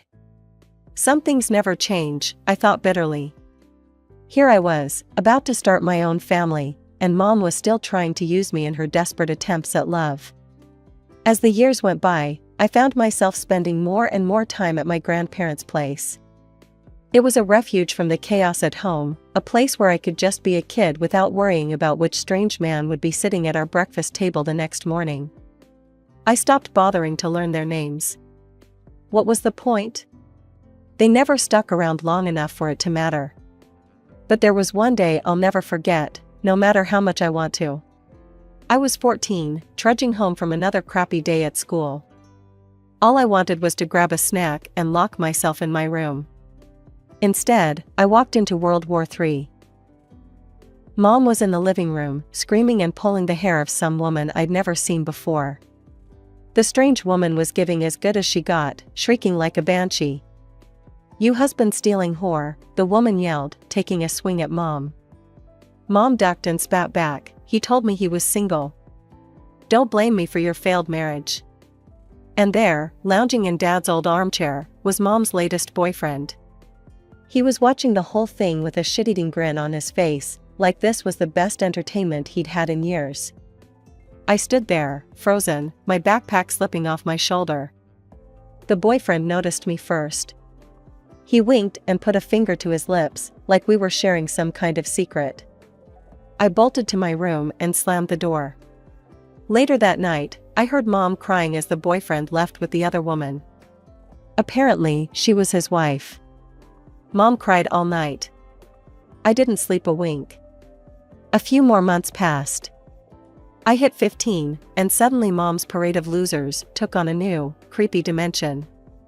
I'd catch them leering at me when Mom wasn't looking. It made my skin crawl. Then came the day that changed everything. I was in my room, trying to drown out the sound of Mom giggling with her latest soulmate on the phone. There was a knock at the front door, then voices raised in argument. Curious, I crept out to the hallway. There stood Grandpa and Grandma, looking madder than I'd ever seen them. Grandpa's voice was like steel. "This has to stop, Linda. You're bringing strange men into the house with a teenage girl here. It's not safe, and it's not right." Mom's face turned red. "You just don't want me to be happy. You've always tried to control my life." "That's not true and you know it," Grandma cut in. "We want you to be happy, but not at Anna's expense. Have you even thought about what kind of example you're setting for her?" "I'm a great mother," Mom shrieked. "Anna loves me." That's when Grandpa noticed me in the hallway. His expression softened for a moment, then hardened again as he turned back to Mom. "Linda, you're my daughter and I love you. But I love Anna too, and right now, she needs protection, even if it's from you." I stood there, frozen in the hallway, as Grandpa's words hung in the air. Then he turned to me, his eyes soft but determined. "Anna, go pack your things. You're coming to live with us." I didn't hesitate. "Okay, Grandpa," I said, my voice barely above a whisper. I turned and practically ran to my room, my heart pounding. As I threw clothes into a duffel bag, I could hear Mom's weak protests from the living room. "You can't just take her. I'm her mother." Grandpa's voice was calm but firm. "Linda, think about it. It'll be easier for you to find a man without Anna around." There was a long pause, and then I heard Mom's voice, sounding almost relieved. "Well, I suppose you're right. Maybe it would be better for everyone." As we walked out the door, I glanced back at Mom. She was already on her phone, probably lining up her next date. She didn't even look up as I left. Living with my grandparents was like entering a whole new world. Suddenly, there was structure, stability, and genuine care in my daily life. Grandma always had breakfast ready in the morning, and we'd sit together, talking about my plans for the day. Grandpa would drive me to school, using the time to chat about my classes or just tell silly jokes to make me laugh. I still went to the same school, so that part of my life stayed constant. But everything else changed, for the better. I had a quiet place to do my homework, without worrying about what drama I'd walk into when I left my room. I started bringing friends over, something I'd never done at Mom's house. My grades improved, and I even joined the debate team. Grandma and Grandpa came to every debate competition, every school event. They were there, front and center, cheering me on. It was a kind of support I'd never experienced before. As for Mom, well, she faded into the background of my life. We talked on the phone sometimes, but the conversations were always short and superficial. Years passed this way. Before I knew it, I was putting on my cap and gown, ready to graduate high school. To my surprise, Mom showed up at the ceremony. She sat with my grandparents, looking uncomfortable and out of place. After I got my diploma, she gave me a quick hug. "I'm proud of you, sweetie," she said, but her eyes were already darting around the crowd. "Thanks, Mom," I replied, not knowing what else to say. "Listen, I've got to run. I have a date with this amazing guy I met last week. You understand, right?" And just like that, she was gone, leaving me standing there in my graduation gown, watching her hurry out of the auditorium. Thanks to my grandparents' generosity and support, I headed off to college with a spring in my step and hope in my heart. I decided to major in finance, joining the investment management program. That's where I met Jake. We started off as study buddies, cramming for exams and bitching about our hard-ass professors. Jake was easy to talk to, with a dry sense of humor that never failed to make me laugh. As the semesters flew by, our friendship deepened. It wasn't until our senior year that things changed. We were pulling an all-nighter for our portfolio management final when Jake looked at me, his eyes bleary from lack of sleep, and said, "You know, Anna, I think I'm in love with you." And just like that, we were a couple. It felt natural, like the logical next step in our relationship. By the time we graduated, we knew we wanted to spend our lives together. Now here we were, planning our wedding. It should have been the happiest time of my life, but Mom had to go and complicate things, as usual. I'd only met her latest boyfriend, Tom, a handful of times when I visited her. He was younger than her, probably in his late 30s, with a teenage daughter from his previous marriage. He seemed nice enough, I guess, but I couldn't for the life of me understand why Mom thought he should walk me down the aisle. After Mom's phone call, I knew I needed to talk to Grandpa. I drove over to my grandparents' house, the place that had been my true home for so long. Grandma greeted me with a hug and a plate of cookies. "What's wrong, sweetie? You look upset." I sighed, sinking into the familiar comfort of their couch. "It's Mom. She's got some crazy idea about her boyfriend walking me down the aisle at my wedding." Grandma and Grandpa exchanged a look I couldn't quite read. "What do you want to do, Anna?" Grandpa asked gently. I looked at him, this man who had been more of a father to me than anyone since Dad died. "I want you to walk me down the aisle, Grandpa. You're the one who's been there for me. You're the one who saved me." Grandpa's eyes got misty. He cleared his throat gruffly. "Well, if that's what you want, I'd be honored. But if you decide you want your mother's friend to do it, I'd understand that too." I shook my head firmly.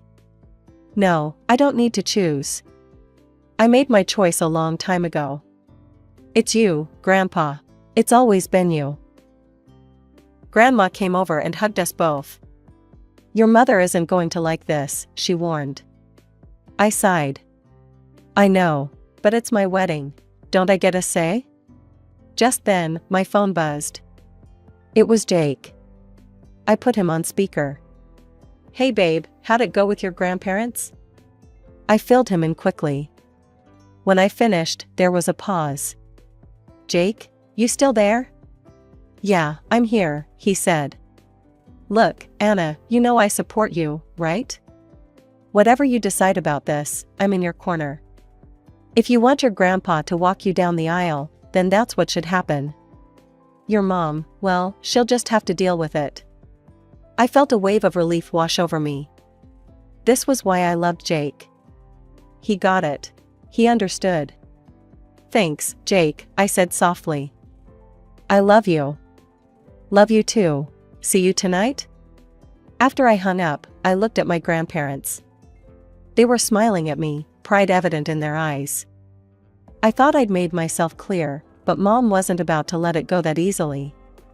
My phone rang constantly over the next few days, always her number flashing on the screen.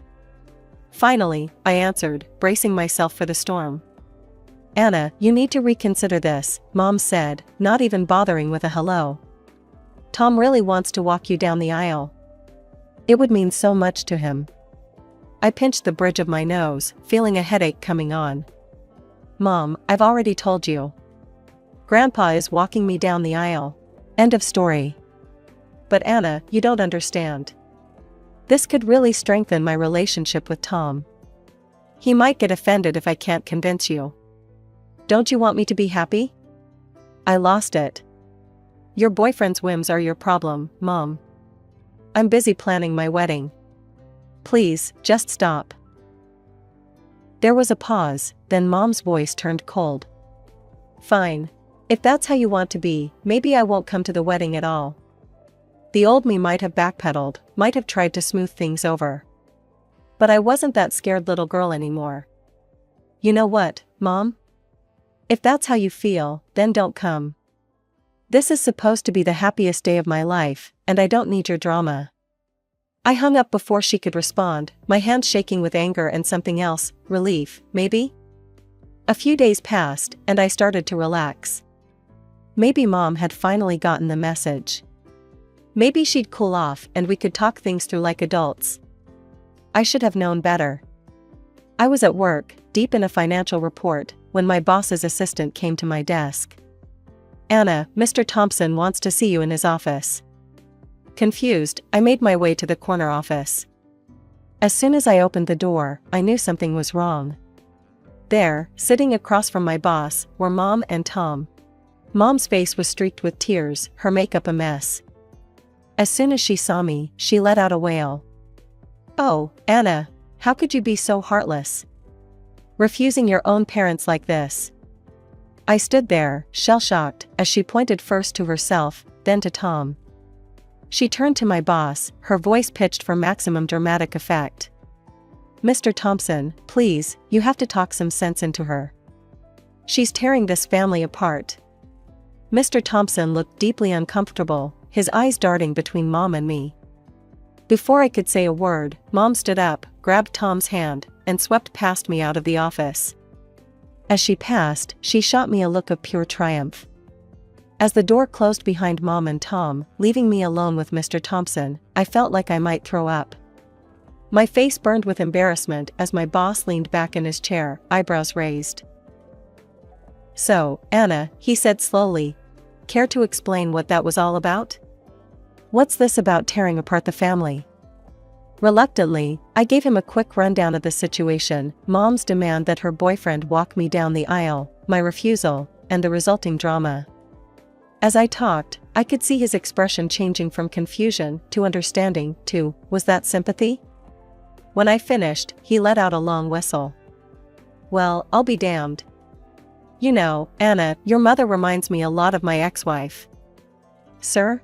I said, not sure where this was going. He chuckled, but there was no humor in it. "Yeah, always making everything about her, no matter who got hurt in the process. That's why I divorced her, actually. Couldn't take the constant drama anymore." I felt a wave of relief wash over me. "So, you understand?" "Oh, I understand all right," he said, nodding. "And for what it's worth, I think you're handling this a hell of a lot better than I would have at your age." I almost sagged with relief. "Thank you, sir. I really am sorry about all this." His face grew serious. "That said, Anna, we can't have this kind of disturbance in the office. The company doesn't need that kind of drama, you know?" I left his office in a daze, relief warring with anger. How dare Mom show up at my workplace like that? She could have seriously damaged my career. My first stop was the security desk. I explained the situation to Frank, the head of security, who'd always been kind to me. "Don't you worry, Anna," he said, his weathered face creased with concern. "I'll make sure they don't get in again. You just focus on that wedding of yours." Back at my desk, I opened my email. My hands were shaking as I typed, but I forced myself to keep going. "Mom, I can't believe you showed up at my office today. You could have jeopardized my job with that stunt. I've tried to be understanding, but this is the last straw. I'm writing to inform you that you are no longer invited to my wedding. Your boyfriend is not invited either. Please do not try to contact me or show up at my workplace again. I need space from you and your drama. I hope someday you can understand why I'm doing this, but right now, I need to protect myself and my happiness. Anna. I hit send before I could second guess myself, then sat back, feeling drained but oddly liberated. The next day, I called Grandma and Grandpa to let them know what had happened. There was a long silence after I finished speaking. "Oh, sweetie," Grandma said finally, her voice thick with emotion. "You did the right thing. It's not easy, but sometimes we have to set boundaries, even with family." Grandpa's voice was gruff when he spoke. "We're proud of you, Anna. And we'll be there on your big day, no matter what." Over the next few weeks, Jake and I threw ourselves into wedding planning. We decided on a relatively small affair, about 50 people, just our closest friends and family. Every time I looked at the guest list, I felt a pang at Mom's absence. But then I remembered her behavior, her selfishness, and I knew I'd made the right choice. Jake's parents were wonderfully supportive through it all. His mom helped me pick out my dress, and his dad offered to handle the music for the reception. They never once mentioned the drama with my mom, but their quiet support meant the world to me. The big day had finally arrived. I stood just outside the church doors, my heart pounding with a mix of excitement and nerves. Grandpa stood beside me, looking dapper in his tuxedo, his eyes misty with emotion. The wedding march began to play, and the door swung open. I could see Jake waiting for me at the altar, his face lighting up as he saw me. This was it. This was the moment I'd been dreaming of. We'd barely taken 2 steps when a commotion erupted behind us. I turned, my stomach dropping as I saw Mom and Tom pushing their way through the doors. "Stop!" Mom shrieked, her face red with anger. "This isn't right. Tom should be walking her down the aisle." I couldn't believe it. Even now, even here, she was trying to make this about her. "Mom," I hissed, "what are you doing? You're not invited." She ignored me, turning to Grandpa instead. "Step aside, old man. This isn't your place." I felt rage boiling up inside me. "How dare you," I spat. "How dare you try to ruin my wedding day because of your stupid whim? Get out." Mom's face crumpled, and the waterworks started. It was a performance I'd seen 1,000 times before. "Oh, Anna," she wailed, "how can you be so cruel? After everything I've done for you? I raised you all alone after your father died." I was about to respond when Grandpa stepped forward, his voice calm but steely. "That's enough, Linda. Everyone here knows your reputation. Everyone knows who really raised Anna. You need to leave. Now." Mom looked around, seemingly noticing the guests for the first time. Dozens of faces stared back at her, a mix of shock, disgust, and second-hand embarrassment clear in their expressions. No one was buying her act. Her face hardened, the fake tears disappearing in an instant. "Fine," she snarled. "If that's how you want it, Anna, then I'm done. I disown you. I have Tom now, a man who actually appreciates me. You've always been stupid and arrogant anyway." I felt like I'd been slapped, but before I could respond, Grandpa stepped forward again. "Well, Linda," he said, his voice cold, "if that's how you feel, then let me make something clear. You're out of my will. And you're out of my house. It's my property, and I want you gone by the end of the week." As Grandpa's words echoed through the church, I watched the color drain from Mom's face. She turned to Tom, clearly expecting his support, but his expression had completely changed. He glanced at Grandpa, then back at Mom. "Wait, did he just say you're out of his will? And kicked out of the house?" Mom nodded weakly, her eyes pleading. Tom's face hardened. "Well, in that case, we're done. I don't need you without money. I can find someone younger anyway." With that, Tom turned and walked out of the church, leaving Mom standing there in shock. For a moment, everything was silent. Then, Mom let out a wail that made my skin crawl. "You," she screamed, pointing at me. "This is all your fault. You've ruined everything." She lunged towards me, but Jake stepped in front of me protectively. At that moment, 2 police officers entered the church, likely called by one of the guests. "Ma'am," one of the officers said, approaching Mom, "we're going to need you to calm down and leave the premises." But Mom was beyond reason.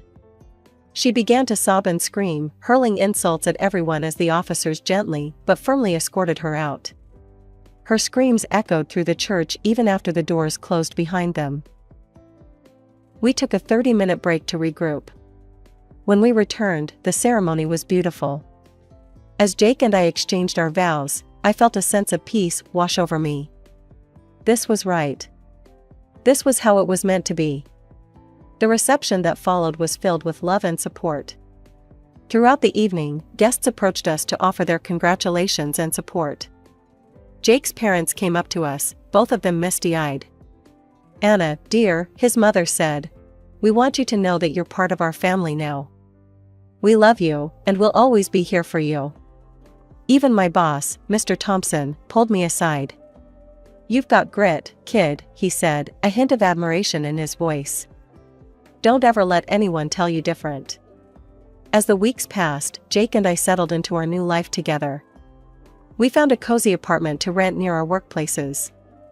It wasn't fancy, but it was ours, and we loved making it our home.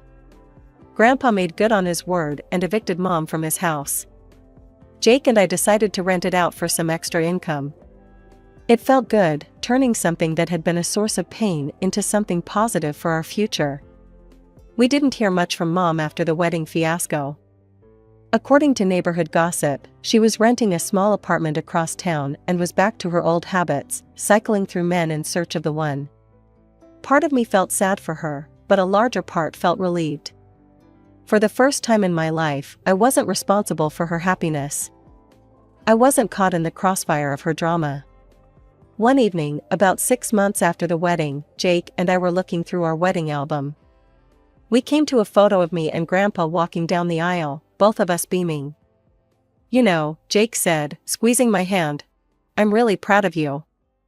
The way you handled everything with your mom, you're amazing." I leaned into him, feeling a warmth spread through my chest. "I couldn't have done it without you. Without all of you, your family, my grandparents. You guys are my real family." As I sat there, surrounded by love and support, I realized something. The day of my wedding hadn't gone as planned. It had been messy and dramatic and painful. But it had also been a turning point. It was the day I finally broke free from the cycle of manipulation and guilt that had defined my relationship with Mom for so long. I'm Kelly, and I grew up in what you'd call a good family. Mom and Dad loved me to bits and made sure I got the best education possible. Life was pretty sweet, I gotta say. But the real gem in my childhood? That was Sarah. Sarah and I met in elementary school, and from day one, we were thick as thieves. We shared everything, our dreams, our fears, our deepest secrets. I remember this one time in high school when Sarah called me in tears. It was past midnight, and I snuck out of my window to meet her at our secret spot in the park. "Kelly, I think I'm in love," she sobbed as soon as I got there. "It's Jake from chemistry class." I burst out laughing. "Jake? The one who set his lab coat on fire last week?" Sarah punched my arm, but she was giggling too. "Stop it. He's cute." We spent the next hour dissecting every interaction she'd ever had with Jake, planning how she could get his attention. That's just how we rolled, no secret too big, no problem too small. As we grew older, our bond only got stronger. We were there for each other through our awkward phases, our first kisses, our heartbreaks. When graduation came around, it felt like the end of an era. "I can't believe we're going to different colleges," Sarah said, her voice cracking as we hugged goodbye. "Hey, distance ain't got nothing on us," I reassured her, even as I felt a lump in my throat. We've got Skype, remember? It'll be like I never left. And you know what? For a while, it was. We'd Skype almost every night, catching up on our day, gossiping about our new classmates, complaining about assignments. It was different, sure, but we made it work. But as time went on, I started noticing changes in Sarah. "I don't get it, Kelly," she'd say, her face pixelated on my laptop screen. "Why don't guys ever notice me? Am I that invisible?" "Come on, Sarah," I'd reply, trying to cheer her up. "You're amazing. The right guy just hasn't come along yet." She'd give me this look, half sad, half envious. "Easy for you to say, you're beautiful. Guys are probably falling all over themselves to date you." I never knew how to respond to that.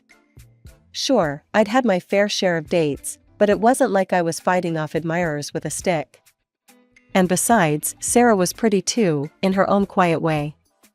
I just wished she could see it. After college, Sarah and I both found ourselves back in our hometown. It felt like old times, but something had shifted. Maybe it was the years apart, or maybe we'd just grown up. Either way, I was determined to keep our friendship strong. We fell back into our old routines pretty quickly. Weekends were for parties, catching up, and reminiscing about the good old days. It was at one of these parties that everything started to change. I remember it clear as day. We were at this crowded bar, the music thumping so loud you could barely hear yourself think. Sarah was nursing her drink, her eyes scanning the room. "Oh my God, Kelly," she suddenly grabbed my arm. "Look at that guy by the bar. Isn't he gorgeous?" I followed her gaze to a tall, dark-haired guy leaning against the bar. He was handsome, I'll give her that. "Yeah, he's cute," I agreed. "Why don't you go talk to him?" Sarah's face fell. "Are you kidding? He wouldn't look twice at me." Before I could argue, the guy looked our way. But instead of noticing Sarah, his eyes locked on me. He smiled and started walking over. "Hi there," he said, his voice deep and warm. "I'm Tom. Can I buy you a drink?" I glanced at Sarah, who was staring at her shoes. Thanks, but I'm good," I replied, trying to include my friend. "I'm Kelly, and this is my friend Sarah." Tom barely acknowledged Sarah, his attention fully on me. "Well, Kelly, how about a dance then?" Reluctantly, I let Tom lead me to the dance floor. As we swayed to the music, I couldn't help but feel guilty, knowing Sarah was watching from the sidelines. Over the next few weeks, Tom was persistent. He'd call, text, even show up at places he knew I'd be. At first, I didn't take it seriously. But there was something about his charm, his determination, that started to win me over. When I finally agreed to a proper date, I was nervous about telling Sarah. We met for coffee, and I broke the news. "So, Tom asked me out," I said, stirring my latte. And I said yes. "Are you okay with this?" Her eyes flashed with something, anger? Jealousy? Before she shrugged. "Why wouldn't I be? It's not like I have a chance with guys like that anyway. I'm just happy for you." But she wasn't. As Tom and I grew closer, Sarah became more distant. She'd cancel plans, ignore my texts, and when we did hang out, there was this tension I couldn't quite put my finger on. One night, after another canceled plan, I called her out on it. "What's going on, Sarah? You've been acting weird ever since I started dating Tom." There was a long pause on the other end of the line. "I can't do this anymore, Kelly. I don't think we should be friends anymore." Her words hit me like a punch to the gut. "What? Why?" "Sarah, if this is about Tom..." "It's not just about Tom," she exploded. "It's about everything.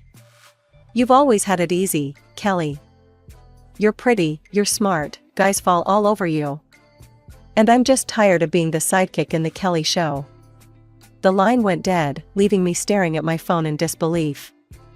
I wanted to fix it, to make her understand that she wasn't just a sidekick to me. But as the days turned into weeks with no word from Sarah, I started to accept that maybe our friendship had run its course. 2 years flew by in a whirlwind of love and laughter with Tom.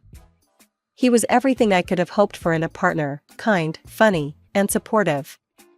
Then, on a crisp autumn evening, Tom took me to our favorite spot in the park. As the sun set, painting the sky in brilliant oranges and pinks, he dropped to one knee and pulled out a small velvet box. That night, lying in bed next to Tom, I made a decision. I'd reach out to Sarah. Maybe enough time had passed for us to mend our friendship. The next day, with shaking hands, I dialed her number. To my surprise, she answered on the second ring. "Hey, Sarah," I said, suddenly nervous. "I have some news. Tom proposed, we're getting married." There was a long pause. I held my breath, waiting for her reaction. "Wow," she finally said. That's great, Kelly, congratulations." "Thanks," I replied, relief washing over me. "Listen, Sarah, I know things have been rough between us, but I miss you. Would you like to meet up?" Another pause. "Yeah, I'd like that," she said slowly. We met at our old favorite coffee shop. Sarah looked good, her hair was shorter, and she seemed more confident somehow. As we sipped our lattes, the awkwardness slowly melted away. "I'm sorry," Sarah said suddenly, "for how I acted before. I was jealous and insecure. It wasn't fair to you." I reached across the table and squeezed her hand. "I'm sorry too. I should have been more sensitive to your feelings." Sarah's eyes lit up. "So, tell me about the proposal. And the ring, let me see it." From that day on, Sarah became a constant presence in our lives. She'd come over to discuss wedding details, help with DIY decorations, and even offered to edit a romantic video about Tom and me for the reception. "It'll be perfect," she assured me, her eyes sparkling with excitement. "A beautiful tribute to your love story." I was overjoyed. Not only was I marrying the man of my dreams, but I had my best friend back. Life couldn't get any better. As the wedding day approached, I took time off work to focus on the final preparations. Between dress fittings, menu tastings, and last-minute details, I barely had time to breathe, let alone spend quality time with Tom. 3 days before the wedding, as I was double-checking the seating arrangements, my phone buzzed with a message from my cousin, Lisa. She worked at a hotel in town, and the message she sent shattered my world. "Kelly, I'm so sorry, but I think you need to see this," the message read, followed by a video. With trembling hands, I pressed play. The grainy security footage showed Tom and Sarah, wrapped in each other's arms, kissing passionately as they entered a hotel room. The timestamp on the video was from just minutes ago. My world had just crumbled around me, but I wasn't about to sit and wallow. With a newfound determination, I grabbed my car keys and headed to the hotel where my cousin Lisa worked. The same hotel where my fiancé and supposed best friend were currently betraying me. As I drove, my mind raced. Lisa's message kept replaying in my head, "Kelly, I'm so sorry, but I think you need to see this." She'd always been more like a sister to me than a cousin, and I was grateful for her loyalty. Tom had never met her, which turned out to be a stroke of luck in this nightmare scenario. I pulled into the hotel parking lot, my hands shaking as I turned off the engine. Taking a deep breath, I stepped out and walked into the lobby, spotting Lisa at the reception desk. "Kelly," she said softly as I approached, her eyes full of sympathy. "I'm so sorry." I nodded, unable to speak past the lump in my throat. Lisa glanced around quickly, then gestured for me to follow her. "Come with me," she whispered. "I have an idea." She led me to a small room near the stairwell. It was barely bigger than a closet, with a chair facing a small window. "It's a security observation room," Lisa explained. "You can see people coming and going on the stairs, but they can't see you." We waited in tense silence. I kept my phone ready, determined to gather more evidence of their betrayal. After what felt like an eternity, I heard familiar voices. "That was amazing," Sarah's breathy voice drifted up the stairwell. "You're such an incredible lover, Tom." I felt bile rise in my throat as Tom's deep chuckle followed. You're not so bad yourself, babe. Kelly doesn't even compare. They came into view, and I hit record on my phone, my hand surprisingly steady. Tom had his arm around Sarah's waist, pulling her close as they descended the stairs. What about after the wedding? Sarah asked, a hint of worry in her voice. Will we still be able to do this? Tom stopped, turning to face her. He cupped her face in his hands and kissed her deeply. I zoomed in, capturing every excruciating detail. Of course we will, Tom said as they broke apart. You think a little thing like marriage is going to stop me from being with you? We'll find ways to sneak off during the reception. Maybe even during the ceremony if we're clever. They both laughed, the sound grating on my ears. Sarah playfully swatted his arm. You're terrible, but I love it. And I love you, Tom replied, kissing her again. I stopped the recording, feeling sick. Lisa put a comforting hand on my shoulder. I'm so sorry, Kelly. What are you going to do? I stood up, a plan already forming in my mind. I'm going to make them pay, I said, my voice cold and determined. They think they can laugh about sneaking around at my wedding? Well, I've got a surprise for them. The next 3 days were an exquisite form of torture. Every smile from Sarah, every touch from Tom, felt like a knife twisting in my gut. They played their parts perfectly, the supportive best friend and the loving fiancé. If I hadn't seen the video with my own eyes, I might have convinced myself it was all a terrible mistake. The bachelorette party was the ultimate test of my acting skills. Sarah had organized it, inviting all our mutual friends. My cousin Lisa was there too, a silent pillar of support. As we sipped champagne and played silly wedding-themed games, I felt like I was watching the scene from outside my body. Sarah leaned in to whisper, I'm so happy for you, Kelly. You and Tom are perfect together. I nearly choked on my drink. Lisa, noticing my distress, quickly grabbed my hand and squeezed it reassuringly. I shot her a grateful look. Without her, I might have lost it right then and there, screaming at Sarah for her betrayal. Instead, I plastered on a smile and raised my glass. Thanks to my amazing maid of honor for this wonderful party. The girls cheered, oblivious to the undercurrent of tension. Sarah beamed, basking in the praise, while I imagined dumping my drink over her head. The night before the wedding, Sarah came over with a flash drive. I've got a surprise for you, she said, her eyes twinkling. I put together a video of all your romantic moments with Tom. We'll play it before the ceremony tomorrow. It'll be so beautiful. As soon as she left, a plan began to form in my mind. I looked at the flash drive, then at my phone where the damning video was stored. A cruel smile spread across my face. Oh, there would be a video played tomorrow all right, but not the one Sarah was expecting. I was so caught up in my thoughts that I didn't hear Tom come in. Whoa, he said, stopping short. What's with that look? I forced a laugh. Oh, that. I was just thinking about tomorrow. I can't wait for the ceremony. Tom's face softened. He crossed the room and pulled me into his arms. I can't wait either. I love you so much, Kelly. I'll always be faithful to you, I promise. The irony of his words made me want to scream. Instead, I buried my face in his chest, pretending my shudders were from happiness rather than rage. As I lay in bed that night, listening to Tom's steady breathing beside me, I finalized my plan. I would swap the videos early in the morning, before anyone else arrived at the venue. Sarah's lovingly crafted montage of lies would be replaced with the raw, ugly truth. Part of me felt guilty for what I was about to do. It would be so public, so humiliating. But then I remembered the way Tom and Sarah had laughed about sneaking away during the wedding, and my resolve hardened. The morning of what should have been my wedding day dawned bright and clear.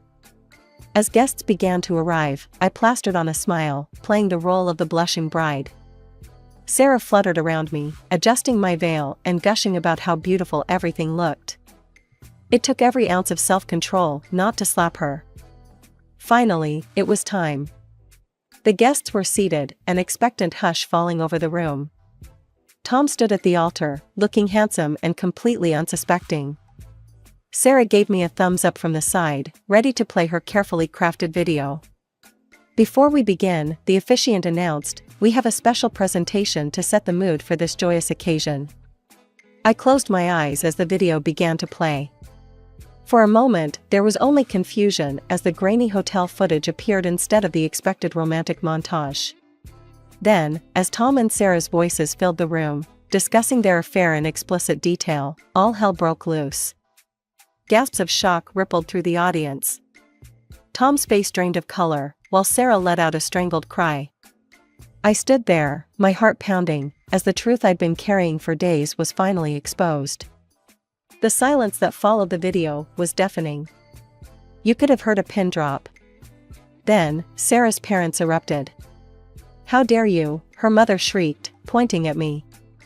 "How could you humiliate our daughter like this? You're cruel and spiteful." Before I could respond, my own parents jumped to my defense. "Your daughter is the cruel one," my father roared. "She betrayed Kelly. And you," he turned to Tom, his face red with anger, "you're a scoundrel.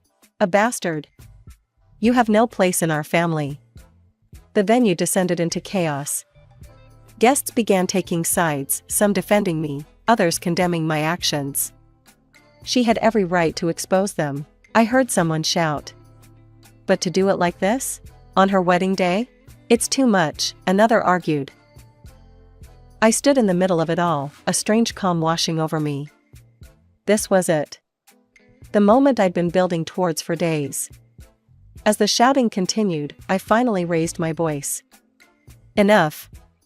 Surprisingly, the room fell silent, all eyes turning to me. "I'm sorry," I said, my voice steady. "I'm sorry you all had to witness this. But I'm not sorry for exposing the truth. Clearly, there won't be a wedding today. Please, feel free to take your gifts home with you.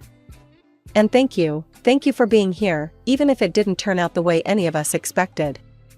With that, I turned and walked out of the venue, leaving the murmuring crowd behind me. As I stepped into the sunlight, I felt a weight lift off my shoulders. It was over. The truth was out. 5 days later, a notification popped up on my phone. It was from Tom. My heart raced as I opened the message, unsure of what to expect. "Kelly, what you did was cruel and unnecessary. You've humiliated me and Sarah in front of everyone we know. You need to take responsibility for your actions. I expect you to pay for all the wedding penalties and compensate me for the emotional distress you've caused. If you refuse, I'll be forced to take legal action." I stared at the screen, a mixture of disbelief and anger washing over me. He was the one who cheated, and now he was threatening me? I typed out a quick, curt response. "You've got to be kidding me, Tom. You and Sarah are the ones who should be paying for everything. Don't contact me again." I blocked him immediately after sending the message, my hands shaking with rage. A trial? Let him try. I had video evidence of his infidelity. But the thought of dragging this out in court made me feel sick. Just as I was starting to spiral into anxiety about potential legal battles, my phone rang. It was Margaret, Tom's mother. Hesitantly, I answered. "Hello, Kelly. We, Tom's father, and I want to apologize. What our son did was inexcusable. We're so sorry for the pain he's caused you." I sat down heavily, taken aback by this unexpected turn. "Thank you," I managed to say. "We want you to know," Margaret continued, "that we'll be covering all the wedding expenses and penalties. It's the least we can do. And please, don't worry about Tom's threats. We've made it clear to him that he's to leave you alone." Relief washed over me. "I appreciate that, Margaret, thank you." After hanging up, I found myself replaying the events of the past week in my mind. Had I done the right thing? Could I have handled it differently? The questions swirled in my head, keeping me up at night. But every time I started to doubt myself, I remembered the video of Tom and Sarah laughing about sneaking away during what should have been my wedding. My jaw would clench, and I'd feel that same surge of righteous anger. As the weeks passed, I slowly started to emerge from my self-imposed isolation. I went back to work, started going to the gym again, even met up with a few friends who had stood by me through everything. But when Lisa gently suggested setting me up with a friend of hers, I quickly declined. "I'm not ready," I told her. "I need time to heal, to figure out who I am on my own." She nodded understandingly. "Take all the time you need. We're here for you when you're ready." Months passed, and life settled into a new normal. I threw myself into work, picked up new hobbies, and slowly but surely, the ache in my heart began to dull. I was healing, one day at a time. It was during a casual lunch with some colleagues that I first heard the news. "Did you see Sarah's latest post?" one of them asked, her eyes wide with gossip. "She and Tom are officially dating now." My coworker slid her phone across the table. There it was, in full color, a selfie of Tom and Sarah, looking sickeningly happy. The caption read, "Finally with the man I love, despite all the vile machinations of envious people. True love conquers all. Blessed in love." I handed the phone back, my stomach churning. The implication was clear, I was the envious people she was referring to. As if I'd been the one to break them up, rather than expose their affair. I forced a smile. They deserve each other. And I meant it. Let them have their fairy tale ending. I was done with both of them. Life went on. I focused on myself, on building the life I wanted. And then, a few months later, another piece of gossip made its way to me. This time, it was Lisa who broke the news. "Kelly, you won't believe this," she said over the phone, her voice a mix of disbelief and amusement. "Tom broke up with Sarah. He posted about it on Facebook." "What? Why?" I couldn't help but be curious. According to his post, and I quote, "I'm tired of the overly clingy and possessive behavior from my partner. I need my space and freedom." I couldn't help but laugh. It started as a small chuckle and grew into a full-blown belly laugh. It wasn't just schadenfreude, though I'd be lying if I said that wasn't part of it. It was closure. Final proof that I'd dodged a bullet with both of them. A week later, it was my birthday. I'd planned a small gathering with my closest friends and family. As I was getting ready, there was a knock at my door. I opened it to find Sarah standing there, looking nervous and clutching a beautifully wrapped gift. "Kelly," she said, her voice small. "I know I don't deserve your forgiveness, but I'm so sorry. I was stupid and selfish, and I ruined the best friendship I've ever had. Can we try to fix this?" She held out the gift, her eyes pleading. I looked at it, then back at her. In that moment, I saw our whole history flash before my eyes. The good times, the bad times, and the ultimate betrayal. I took a deep breath. "No, Sarah, we can't." Her face fell. "Kelly, please." "I appreciate your apology," I cut her off, my voice firm but not unkind. "But some things can't be fixed. What you and Tom did, it wasn't just a mistake. It was a choice. You betrayed my trust in the worst possible way." I gently pushed the gift back towards her.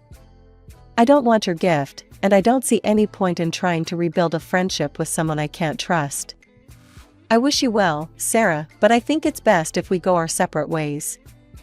I closed the door and leaned against it, taking a deep breath. Then I smiled. My real friends would be arriving soon, to celebrate my birthday. My life wasn't perfect, but it was mine. I'd been through hell and come out stronger on the other side.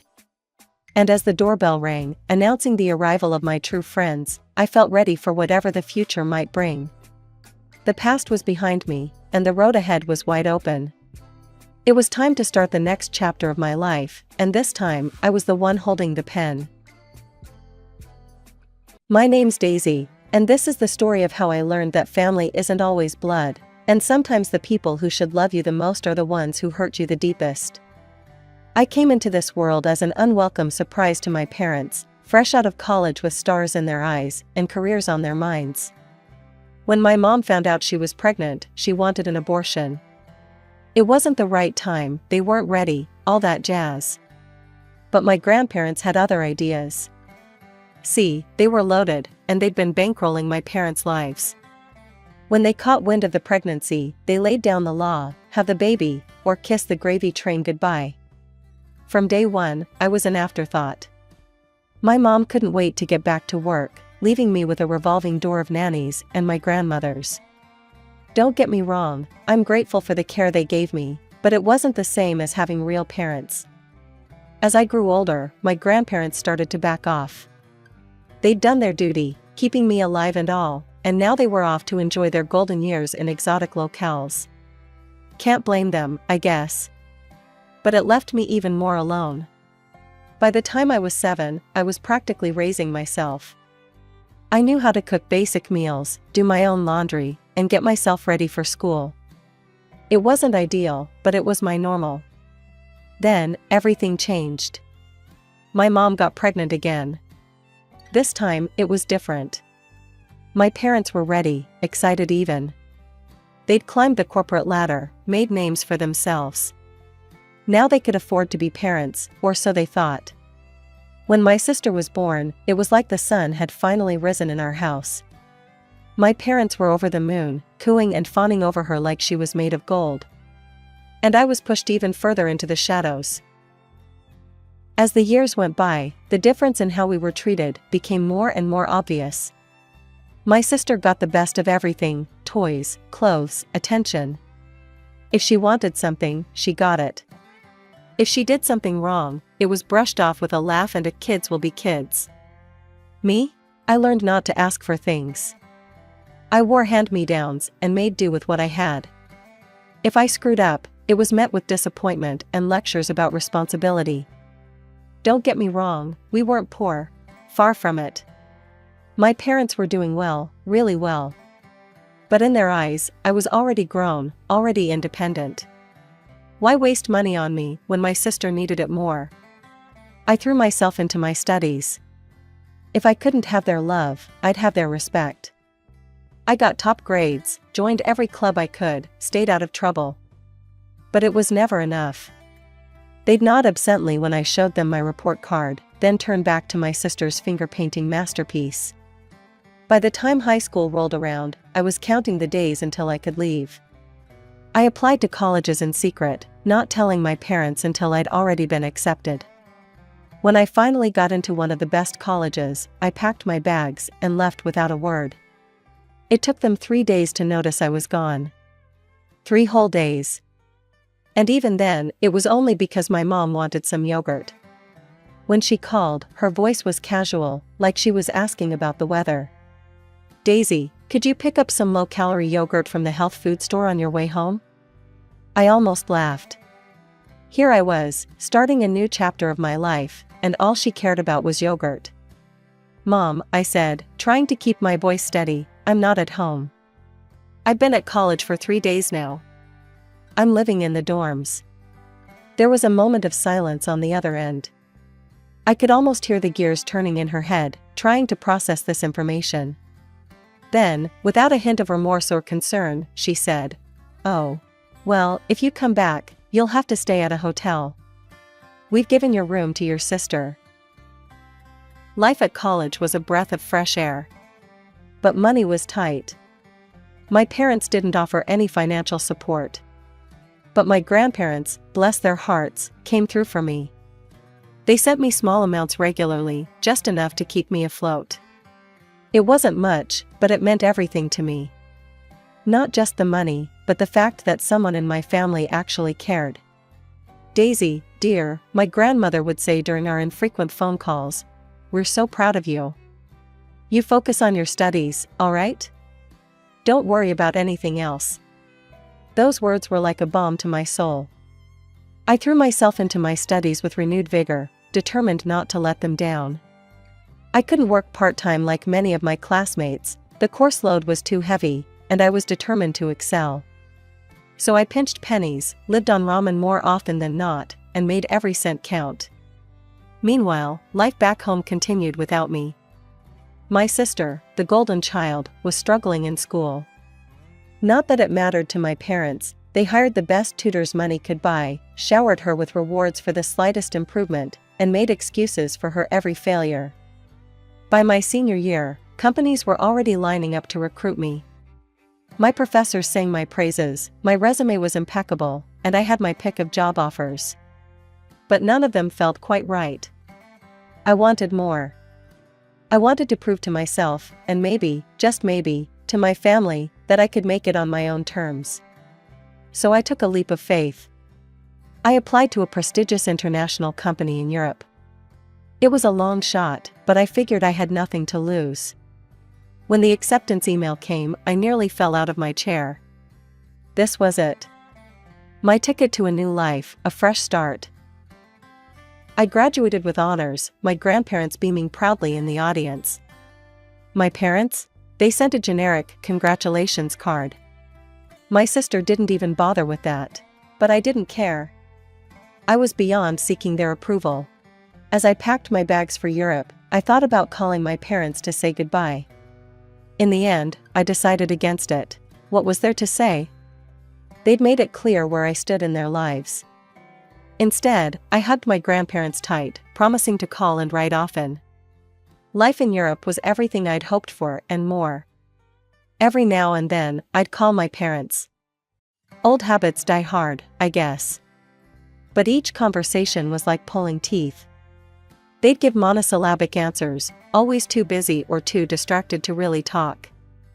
And they never, not once, called me. Then I met Marco. He was in the marketing department, all charm and quick wit, with a smile that could light up a room. We started as colleagues, became friends, and before I knew it, we were falling in love. When Marco proposed on a moonlit beach in Positano, I didn't hesitate. We decided to have the wedding in Italy. "We should go tell your parents in person," Marco said one night as we pored over wedding plans. "And invite them properly. It's the right thing to do." So we flew back to the States, armed with wedding invitations and hope. Foolish hope, as it turned out. From the moment we walked into my childhood home, it was clear we weren't welcome. My parents were cold, distracted. They barely looked at Marco, barely acknowledged our news. "Oh, that's nice," my mother said, her eyes on her phone. "We're terribly busy though. Your sister's new apartment needs work, and we're overseeing the renovations." We stayed for a week. A long, uncomfortable week. My parents were hardly ever home, always at my sister's new place. But my sister? She was always around, always watching, always there.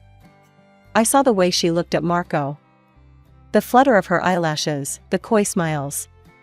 It made my stomach churn. "Marco," she cooed one evening, "I'd love your opinion on the color scheme for my bedroom. Why don't you come up and take a look?" I saw the discomfort on Marco's face. "I don't think," he started, but I cut him off. "That's enough," I snapped at my sister. "He's my fiancé. Back off." Her face crumpled into a pout. "I was just being friendly," she whined. "God, Daisy, you're so selfish. You always want everything for yourself." She stormed off, no doubt to cry to our parents. And sure enough, not 10 minutes later, my mother was there, face like thunder. "How dare you speak to your sister that way," she hissed. "After all we've done for you." I laughed, a harsh, bitter sound. "All you've done for me? That's a joke, right? You've done nothing but ignore me my entire life." But it was useless. In their eyes, I was always going to be the villain. The unwanted child who dared to want more. That night, as Marco and I lay in bed in a nearby hotel, because of course, my old room was now a home gym for my sister, I made a decision. "Let's go home," I said softly. "Back to Italy. This isn't my home anymore. It hasn't been for a long time." Marco pulled me close, his warmth a comfort in the cold reality of my family's indifference. "Okay," he said simply. "Let's go home." As we boarded the plane the next day, I felt a mixture of relief and sadness. Relief to be leaving the toxicity behind, sadness for the family I never really had. Back in Italy, life slowly returned to normal. Marco and I threw ourselves into wedding planning, determined to create the perfect day. But the visit home had left a bitter taste in my mouth, a reminder of all I'd left behind. "Are you sure about this?" Marco asked one evening as we sat on our balcony, the sun setting over the Tuscan hills. "Not inviting your sister, I mean." I took a sip of wine, letting the rich flavor roll over my tongue before answering. "I've never been more sure of anything in my life," I said finally. "After what happened. I can't have her there, Marco. I won't." He nodded, understanding in his eyes. What I didn't tell him was about the messages. The explicit, inappropriate messages my sister had been sending him on social media since we'd left. I'd seen them by accident one day when using his phone. He'd been too embarrassed, too kind to tell me. But I knew. And it was the final straw. 6 months flew by in a whirlwind of cake tastings, venue visits, and dress fittings. Before I knew it, we were just weeks away from the big day. There was just one last thing to do. With a deep breath, I picked up the phone and dialed the number I still knew by heart, even after all these years. "Oh, Daisy, what is it?" "We're rather busy at the moment." My mother's voice, distracted as always. I swallowed hard, pushing down the hurt. "I'm calling about the wedding. I booked your flights and hotel. Everything's paid for. We'd love for you and Dad to come." There was a pause, then, "That's nice, dear. But what about your sister? We haven't received an invitation for her." I closed my eyes, steadying myself. "She's not invited, Mom. After what happened during our visit, and the messages she's been sending Marco. I don't want her there." "Messages? What messages?" My mother's voice had an edge to it now. "The explicit ones, Mom. The ones she's been sending my fiancé. It's inappropriate and disrespectful. I won't have that drama at my wedding." The silence on the other end of the line was deafening. I could almost hear the gears turning in my mother's head, trying to find a way to excuse my sister's behavior, to make me the bad guy once again. "I don't know what you're talking about. Your sister would never do such a thing. Daisy, be reasonable." "I am being reasonable. For once in my life, I'm putting myself first. You and Dad are welcome to come. The flight details will be emailed to you. I hope you'll be there." She didn't say anything and just hung up. The morning of my wedding day dawned bright and beautiful. Everything was perfect, the flowers, the music, the food. Everything except for the 2 empty seats in the front row. As the hours ticked by and guests began to arrive, a knot formed in my stomach. Where were they?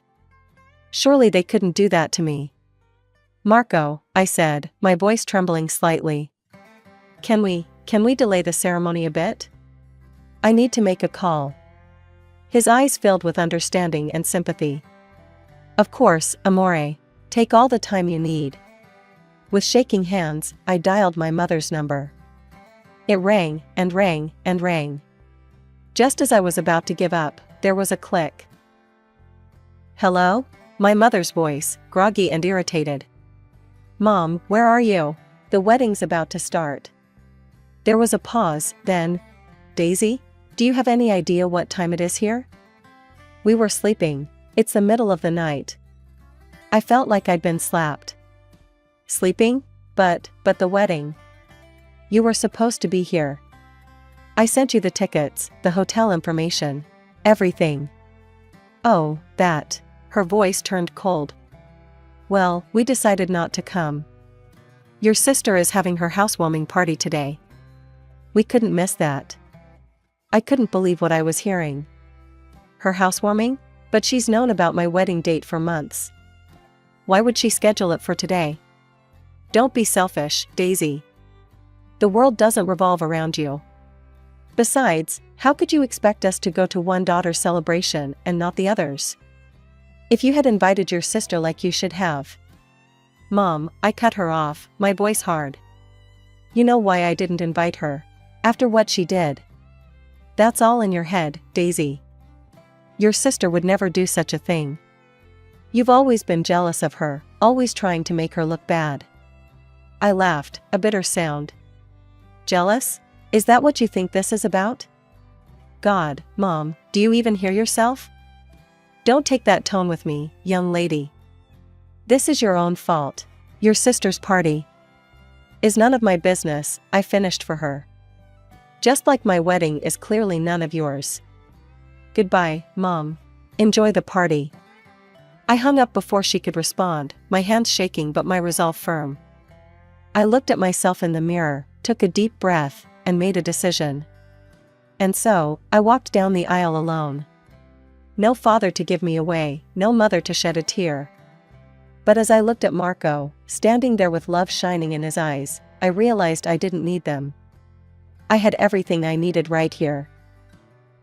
Time has a way of healing wounds, or at least numbing them. Marco and I built a life together, full of love, laughter, and success. We'd both climbed the corporate ladder, our hard work paying off in promotions and accolades. We traveled, we made friends, we created a home. My parents never reached out. No congratulations on our wedding, no holiday greetings, nothing. And after a while, I stopped expecting them to. I stopped checking my phone on my birthday, stopped hoping for a Christmas card. It was easier that way. Then, on a random Tuesday in April, my phone rang. An unfamiliar number with a very familiar area code. My hometown. Hello? I answered, my heart pounding. Daisy, is that you? My mother's voice, sounding older, more tired than I remembered. Daisy, we need your help. And so the story came out. The company my parents had worked for, the one they'd sacrificed everything for, including their relationship with me, had gone bankrupt. They were out of work, with no savings to fall back on. We've always lived well, you know that, my mother said, a note of desperation in her voice. We know we haven't been good parents to you. But we need help, please. I closed my eyes, conflicting emotions warring inside me. Anger at their past treatment, satisfaction at their comeuppance, pity for their situation, and a small, traitorous spark of hope. Maybe this was it. Maybe this was the moment they'd finally see me, value me. Okay, I said finally. I'll help. How much do you need? The figure she named made me wince, but I could afford it. Marco and I had done well for ourselves, after all. I made the transfer immediately, a mix of emotions swirling in my chest. It's done, I told her. The money should be in your account soon. Over the next few months, the pattern continued. Text messages would arrive, always asking for money. The amounts were smaller now, but the requests were frequent. And every time, like a fool, I sent the money. After one such transaction, Marco found me staring at my phone, a wry smile on my face. They asked for money again, he asked gently. I nodded. And again, I sent it. God, when did I become such a sucker? Marco sat beside me, wrapping an arm around my shoulders. You're not a sucker, amore. You're kind. It's not your fault they can't see what an amazing daughter they have. It was a lazy Sunday afternoon when my world tilted on its axis once again. I was idly scrolling through Facebook, a cup of coffee in hand, when a photo stopped me cold. My parents, looking tanned and relaxed, cocktails in hand, lounging by a pool at what was clearly a very expensive resort. My hand shook as I clicked through more photos. There they were, dining at a Michelin-starred restaurant. Posing in front of a luxury spa. Living it up like they didn't have a care in the world. Like they hadn't been begging me for money for months. With a growing sense of dread, I navigated to my sister's page. What I saw there made my blood run cold. Photo after photo of her with a brand new sports car, at high-end bars, designer shopping bags piled around her. And the captions. Another amazing gift from the best parents in the world. Lucky me, only child. So blessed to have parents who would do anything for me. Spoiled and proud. And there, in the comments, were my parents. Liking every post. Commenting things like, Nothing but the best for our little princess, and you deserve it all, sweetheart. I felt sick. The phone slipped from my trembling fingers, clattering to the floor. How could they? How dare they? As if on cue, my phone started ringing. It was them. With a deep breath, I answered. Daisy, dear, my mother's voice dripped with fake sweetness. We were wondering when you might be sending the next transfer. Life's been so hard, you know. We're thinking of renovating the house, it's gotten so old and dreary. Something in me snapped. Hard? I've seen the photos, Mom. The resort, the restaurants, the gifts for my sister. How dare you? There was a pause, then my mother's voice turned cold. Now you listen here, we gave you life. I could have had an abortion, you know. But we chose to have you. You owe us everything. Now, about that money. I didn't let her finish. I hung up, my whole body shaking with rage and hurt. The phone immediately started ringing again. And again, and again. Text messages flooded in, alternating between guilt trips and demands. I turned the phone off. Over the next few weeks, my parents continued to call and message. Demanding money, then pleading, then threatening. I ignored it all. I blocked their numbers, unfriended them on social media, cut off every avenue they had to reach me. It wasn't easy. There were moments of doubt, of guilt. But every time I wavered, I remembered those photos, those comments, the cruel words my mother had spat at me. Years passed, and life continued to evolve. Marco and I had built a successful life in Europe, but something was calling us back to the States. Maybe it was nostalgia, or maybe it was the desire to start a family of our own in familiar surroundings. Whatever the reason, we made the decision to return to my hometown. We quickly settled into our new life. A quaint house in a quiet neighborhood, prestigious jobs that challenged and excited us, and plans for the family we hoped to start soon. It felt like everything was finally falling into place. One afternoon, while having coffee with an old school friend, I learned about the dramatic turn of events in my estranged family's life. Did you hear about your sister's party? My friend asked, her eyes wide with gossip. I shook my head, bracing myself for whatever came next. It was wild, she continued. After everyone left, she fell asleep while smoking in bed. The whole house went up in flames. Your sister made it out, but the house, it's gone, Daisy. Completely destroyed. I sat there, stunned. The house I grew up in, the site of so many conflicting memories, reduced to ashes because of my sister's carelessness. That's not even the worst part, my friend added. Turns out your parents let the insurance lapse. They've lost everything. A part of me felt a twinge of satisfaction, quickly followed by guilt for feeling that way. But mostly, I felt nothing. They had made their choices, just as I had made mine. Life went on. Marco and I focused on our careers, our home, our future. Then, one sunny Saturday morning, a knock on the door changed everything. I opened it to find my parents standing there. They looked older, worn down. The designer clothes and perfectly coiffed hair were gone, replaced by shabby, outdated outfits and graying, unkempt locks. Daisy, my mother said, her voice trembling. We need your help. I stood there, frozen, as they poured out their tale of woe. Living in a cramped, rented apartment. Struggling to make ends meet. No savings, no support from their own parents, unable to find work at their age. And your sister, my father added, his voice bitter. We asked to stay with her, in the apartment we bought her. She kicked us out. Said she didn't have room for old people. A part of me wanted to laugh at the irony. The golden child, turning on them just as they had turned on me. But the laugh died in my throat as I looked at their desperate faces. Please, Daisy, my mother pleaded. We have nowhere else to go. You're our only hope.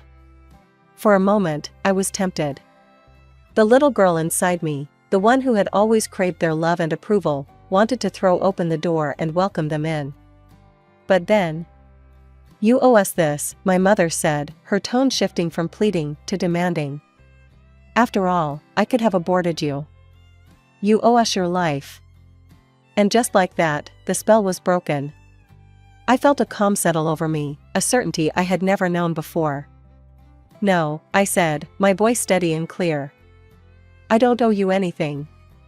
Not for giving birth to me, not for the years of neglect, not for choosing my sister over me time and time again. You made your choices. Now you have to live with them. Now, I'm asking you to leave. If you don't, I'll call the police. My father tried to step forward, but I stood my ground. I mean it, I said. Leave, now, and don't come back. They left, hurling insults and threats as they went. I closed the door, leaning against it as tears finally came. Not tears of sadness or regret, but of relief. Of closure. That night, I called my grandparents. They had always been there for me, even from a distance. They listened as I poured out the whole story, offering words of comfort and support. You did the right thing, Daisy, my grandmother said. You can't set yourself on fire to keep others warm. Especially those who wouldn't even notice if you burned. As I hung up the phone, I felt a sense of peace wash over me. The last ties to my toxic past had been severed. The future stretched out before me, bright and full of possibility.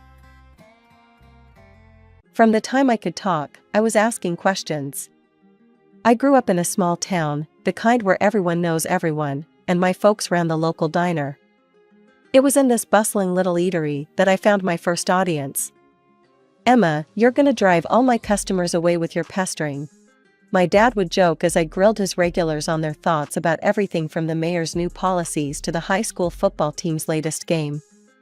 My mom, always the supporter of my curiosities, handed me a toy microphone one Christmas. Here, maybe this will make it more official, she chuckled. And boy, did I take it to heart.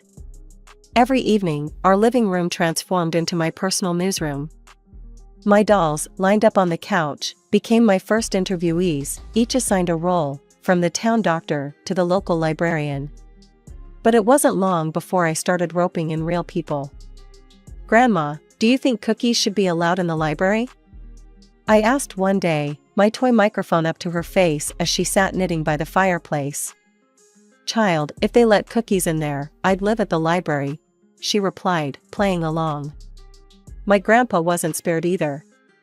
After retiring from the factory, he loved to sit on the porch, whittling wood. Grandpa, what's your take on the mayor's plan to renovate the old mill? I'd quiz, standing with my notebook at the ready. Damn fool if you ask me. Throwing good money after bad, he'd grumble, not looking up from his carving. These early interviews might have been child's play, but they sparked something in me, a love for storytelling and uncovering the truth. School didn't do much to quench this thirst. Instead, it gave me a platform. High school brought real opportunities, the school paper. Suddenly, I wasn't just a kid with a toy mic, I was Emma Hayes, junior reporter. I covered school board meetings, interviewed new teachers, and reported on every bake sale and book drive. By the time I graduated, I had a clear plan. I was going to go to college, study journalism, and become a professional reporter. Nothing could sway me. My heart was set, and my path was clear. As I packed up my stuff for college, my mom handed me a new, real microphone, a step up from the toy I had as a kid. For your first real interview at college, she said, her eyes a mix of pride and sadness as her little girl was leaving the nest. Thanks, Mom. I'll make you proud, I promise. And as I drove off to college, I knew I was stepping into a future I'd dreamed of since I was a girl with a fake microphone and a head full of questions. College was a blur of late nights, strong coffee, and endless stories. I dove into journalism headfirst, hungry for every bit of experience I could get. By the time I graduated, I wasn't just ready to take on the world of news, I was itching for it. Landing my first job at a local newspaper was like stepping into a dream. The office was chaotic, papers everywhere, phones ringing nonstop, and there I was, smack in the middle of it, eager as ever. "Hey, Emma, you're covering the city council meeting tonight. Don't screw this up, newbie," my editor barked on my first day. He was a grizzled old journalist named Frank, who'd seen it all and wasn't easy to impress. "Got it, Frank. I won't let you down," I replied, clutching my notepad like a lifeline. That night, I scribbled notes furiously, determined to capture every word. The next morning, Frank tossed a copy of the newspaper on my desk. My article was front and center. "Not bad for a start, kid. Keep this up, and you might just make a name for yourself." I grinned, feeling a swell of pride. I was on my way. From city politics to local festivals, I covered it all. But it wasn't just about attending events and writing reports, it was about digging deeper, finding the story beneath the story. One chilly afternoon, while covering a local business conference, I bumped into a man in a sharp suit who looked lost. "Excuse me, ma'am, can you point me to the panel on economic development?" he asked, looking around confused. "Follow me, I'm headed that way myself." "So, what's your interest in economic development?" I asked, sensing another story. "I own a tech startup. We're trying to figure out if this town's ripe for our next expansion," he explained as we walked. That conversation turned into a front-page feature on how small towns were attracting tech entrepreneurs.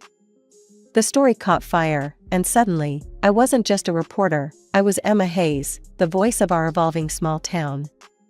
With each story, my reputation grew. I moved from the local paper to a regional magazine, where the stakes were higher, and the stories more impactful. "Emma, I need you on the entertainment beat this month. There's a film festival coming up, and I want behind-the-scenes scoops, not just fluff," my new editor, Sheila, instructed. "No fluff, got it. I'll dig up something good," I assured her, eager to prove myself in the new arena. At the festival, I caught wind of a dispute between a well-known director and a young actor. Instead of just covering the event's glitz and glam, I found myself mediating and interviewing both parties. "Why should I talk to you? You're just gonna twist my words," the director snapped when I approached him. "Look, I'm here to give you a fair shot to tell your side. I'm not in the business of twisting anything," I shot back, not backing down. He eyed me warily, then sighed. "Fine. Let's have it then. But I'm watching you, reporter." The article was a hit. It painted a complex picture of the challenges in the film industry, far from the usual red carpet coverage. Readers loved the insight, and my phone was buzzing with compliments and more tips for stories. "Emma, that piece on the festival was stellar. You're making waves, kid. Keep at it," Sheila said, a rare smile cracking her usual stern demeanor. With every article, every interview, I felt like I was building not just a career, but a legacy. The more stories I told, the more I realized how much there was to tell, and I wasn't going to stop. Being a recognized face in journalism, especially as someone stirring up the local scene, got me invites to every highbrow event in town. But it was at a charity gala dedicated to raising funds for children with cancer where my life took an unexpected turn. That night, draped in a simple yet elegant black dress, I was ready to cover the event, not knowing it would lead me into the personal story of my life. I was sipping on some sparkling water when he approached me, Michael Sterling, a name synonymous with generosity in our community through his work with his charitable foundation. "Emma Hayes, right? I've seen you on TV. You're much more beautiful in person," he said, flashing a smile that I later learned had won over countless donors and supporters. "Thanks, Michael. Your foundation's work is impressive." "It's not every day you see such dedication," I replied, genuinely admiring what I believed was his commitment. The connection was instant. His charm wasn't just surface deep, or so I thought. He was knowledgeable, witty, and seemed genuinely interested in making a difference. We talked the entire evening, about everything from journalism to the intricacies of running a nonprofit. As we started dating, he introduced me to his mother, Victoria Sterling, the co-founder of the charity and an imposing figure with a steely gaze. "I've heard a lot about the entertainment on television these days," she remarked during our first meeting, her tone suggesting disapproval. "Television has all sorts, Mrs. Sterling. I stick to telling stories that matter, I responded with a shrug, trying not to let her obvious skepticism get to me. Our relationship blossomed despite Victoria's icy demeanor. Michael was adept at smoothing over any awkwardness, always there with a compliment or a thoughtful gesture. After a year of whirlwind romance, we got married in a small, elegant ceremony. Married life meant more involvement in Michael's charity. I found myself covering their events, my public profile lending more visibility and credibility to their cause. Donations surged, and it felt good to think my work was contributing to something meaningful. As months rolled on, Victoria's sharp comments became more frequent, especially when we were alone. I saw your last piece on the mayor's housing policy. Be careful, Emma. People don't always appreciate the truth. You might find yourself less popular if you stir the pot too much. Isn't the truth the point of journalism, Mrs. Sterling? I countered, my patience wearing thin. Just remember, marriage is about compromise, including how you carry yourself in public, she advised, a clear warning thinly veiled as maternal concern. I nodded, biting back the retort that sprang to my lips. Michael, ever the mediator, would later smooth things over, telling me, "She means well, Emma. She's just set in her ways. Let's not ruffle feathers." So, I continued, my career intertwined more deeply with the charity than I ever intended. At every event, smiling beside Michael, part of me wondered if the smiles we wore were just another mask for the cameras. But I shook off the doubts, focusing on the good we were purportedly doing. Buying the house with Michael felt like the last piece of our perfect life puzzle clicking into place. It was a beautiful, sprawling property with gardens that could have been torn from a magazine cover. I walked through the rooms, envisioning the laughter of children echoing through the halls, the kind of dreamy future I'd always hoped for. But Michael threw cold water on that dream quickly. Emma, let's not rush into kids. We've got so much going on, and with the charity taking off, it's just not the right time, he said one evening as we unpacked the last of our boxes. I tried to hide my disappointment. Sure, I get that. We can wait, I replied, tucking away my hopes like the linens I was storing in our new oak cupboard. As the days turned into months, the house felt less like a home and more like a beautiful stage set. The real act played out every Sunday at dinner with Michael's mother, Victoria, who perfected her role as the doting mother-in-law in public, only to reveal her true character behind closed doors. One such Sunday, as we sat around the lavish dining table laden with fine china and crystal, Victoria started in on me, her words sharp and precise. Emma, darling, I saw your last interview. It's a wonder you managed to keep your job, laughing like that on air. You sounded like a nervous schoolgirl. Her words stung, and I felt Michael stiffen beside me. But instead of coming to my defense, he only nodded in agreement with his mother. Mom's right, Emma. You need to be more polished. This isn't some college news show. I swallowed the lump forming in my throat, forcing a smile. I'll work on it, Victoria. Thanks for the feedback, I managed to say, my voice steady despite the turmoil inside. As these dinners became a recurring play of subtle jabs and overt criticisms, I began to dread them. Every critique from Victoria was a needle to my confidence, and Michael's complacency only twisted it deeper.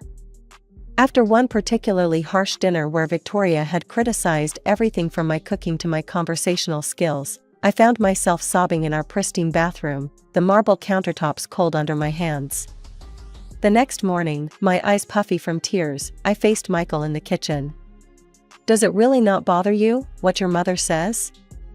I asked, hoping for some sign of support. Look, Emma, she's my mother.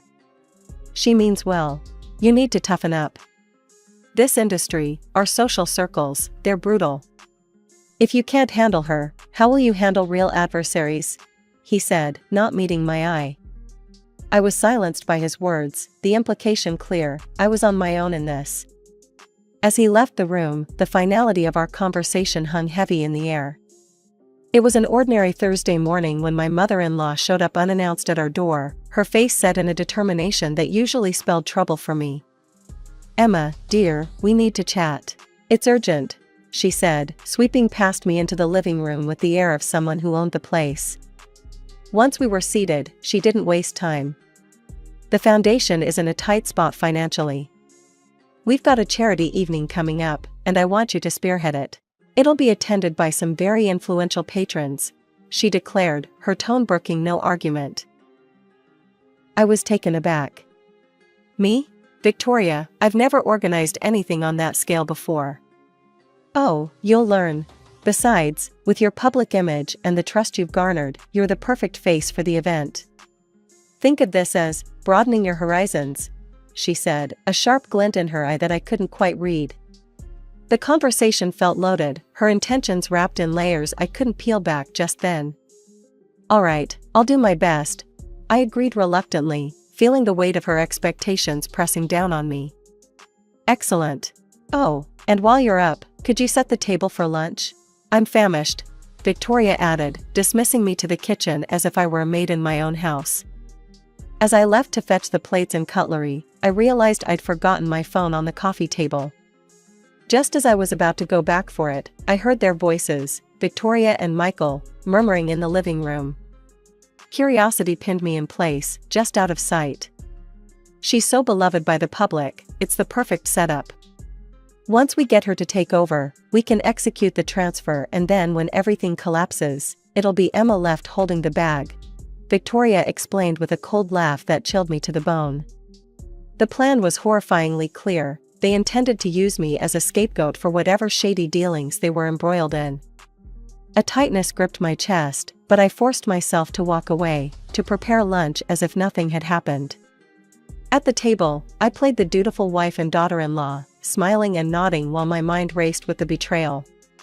The food tasted like ash in my mouth, but I kept my facade intact. That night, Michael was his usual, detached self, not once betraying the conversation I wasn't meant to hear. I lay beside him in bed, staring at the ceiling, the darkness around us a mirror to the bleakness settling in my heart. What's on your mind, Emma? You've been quiet all evening, he finally asked, some semblance of concern threading his voice. Just thinking about the charity event. It's a big responsibility, you know? I said, keeping my voice neutral, hiding the storm inside. You'll do great. You always do, he replied, and turned over. The conversation closed. But sleep eluded me. I got up, pacing the silent house, grappling with the enormity of their deceit. How could I, known for my integrity, become entangled in their web of lies? How deep did this betrayal run, and how could I protect myself? I woke up with a heavy heart but a determined mind. After Michael left for the office, I immediately called Lisa, my old college friend who had become a sharp-witted lawyer. Lisa, it's Emma. I need to talk, something serious, I said as soon as she picked up. What's going on, Em? You sound stressed. Lisa's voice was full of concern. It's Michael and his mother. I overheard them planning to use me as a scapegoat for embezzling funds from their charity, I confessed, my voice barely above a whisper. Emma, that's serious. But without hard evidence, accusing them could backfire on you, she cautioned. I know, and with the charity event coming up, I barely have time to breathe, let alone play detective. Let me help. I know someone experienced with charity events. He can take over the planning, which will free you up to gather evidence, Lisa offered. That would be a lifesaver, I sighed in relief, grateful for her swift support. Don't worry, I'll handle the event side. You focus on digging up what you can, she assured before hanging up. With the event in capable hands, I turned my attention to gathering evidence. I knew Michael's office was at the charity's headquarters, but he often worked from his home office, where he kept a duplicate of all his work files. Lucky for me, I knew his password. It was our anniversary date. Once inside his office, the search was meticulous. His computer was a goldmine.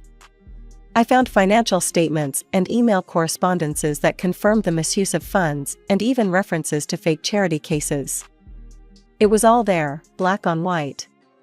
I copied everything onto a USB stick. But I needed more than documents. I needed their own words against them. Remembering a small voice-activated recorder I had tucked away in a drawer, I decided it was time to use it. I placed it discreetly in the living room, hoping to catch any incriminating conversations. Over the next few days, while I was supposedly busy with event preparations, the recorder picked up more than I could have hoped for. Michael and Victoria didn't hold back, secure in their deception. One particular conversation chilled me to the bone. "I can't stand these events, pretending to care about these sick kids." Michael's voice dripped with disdain. "It's all for a good cause, the cause of filling our accounts." Victoria's cruel laughter followed. Their words, cold and clear, were the final nails in the coffin. They weren't just using the charity for money, they were utterly heartless. The night before the charity evening, Victoria came over to check on the preparations. "I hope everything is ready for tomorrow, Emma. Don't embarrass us," she warned, eyeing me like a hawk. "Everything's set. The guests will love what we've planned," I assured her with a calm I didn't feel. Her gaze lingered on me a moment longer before she nodded stiffly and left. Sleep was elusive as I played over the possible outcomes of tomorrow's revelations. By morning, a resolute calm had settled over me. Today would be the end of one chapter and, hopefully, the start of something cleaner, something honest. The grand ballroom was abuzz with the chatter of well-dressed guests, their eyes wide with admiration for the lavish decor and the noble cause they were gathered to support. As I watched from the wings, my stomach churned with nerves and determination. This evening would change everything. Victoria took the stage first, her voice resonant as she addressed the crowd. "Tonight, we celebrate the incredible progress we've made for these precious children," she said, gesturing to the large screen displaying the smiling faces of young beneficiaries. The room filled with applause, some guests wiping away tears at the touching display.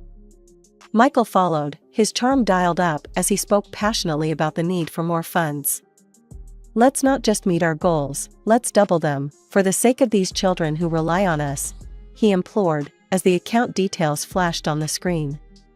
Text messages pinged around the room as guests received the donation instructions. Then it was my turn. My heart pounded as I took the stage, the microphone slightly trembling in my hand.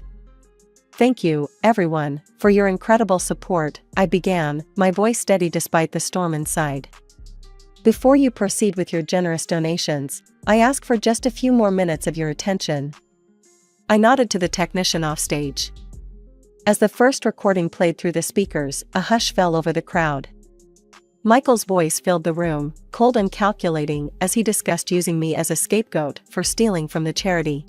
A murmur of disbelief spread through the hall, growing louder as more recordings revealed the true nature of their so-called charity work. Victoria's laughter after discussing how they exploited the sick children sent a shiver through the audience. Then, with a click, the damning financial reports appeared on the screen, detailing years of embezzlement and deception. The room erupted. Angry voices clashed with cries of betrayal. "How could they?" someone shouted from the back. Michael, his face pale as paper, tried to slink away, but the police, already waiting in the wings on my cue, moved swiftly to detain him. Victoria, meanwhile, stood frozen, her eyes locked on mine, burning with fury. "This is why I hated you from the start," she hissed at me across the noise, her veneer of sophistication shattered. The guests were now demanding refunds, their previous admiration turning to scorn as they confronted my in-laws. The live broadcast on my social page was lighting up with comments, the viewership numbers skyrocketing as word of the scandal spread. My divorce from Michael was as clinical as it was quick, thanks to Lisa's relentless advocacy on my behalf. "You're going to start fresh, Emma, on your terms," she assured me as we signed the last of the papers, securing my half of the house. Michael and his mother faced a barrage of lawsuits from disillusioned patrons and long-standing supporters of the foundation.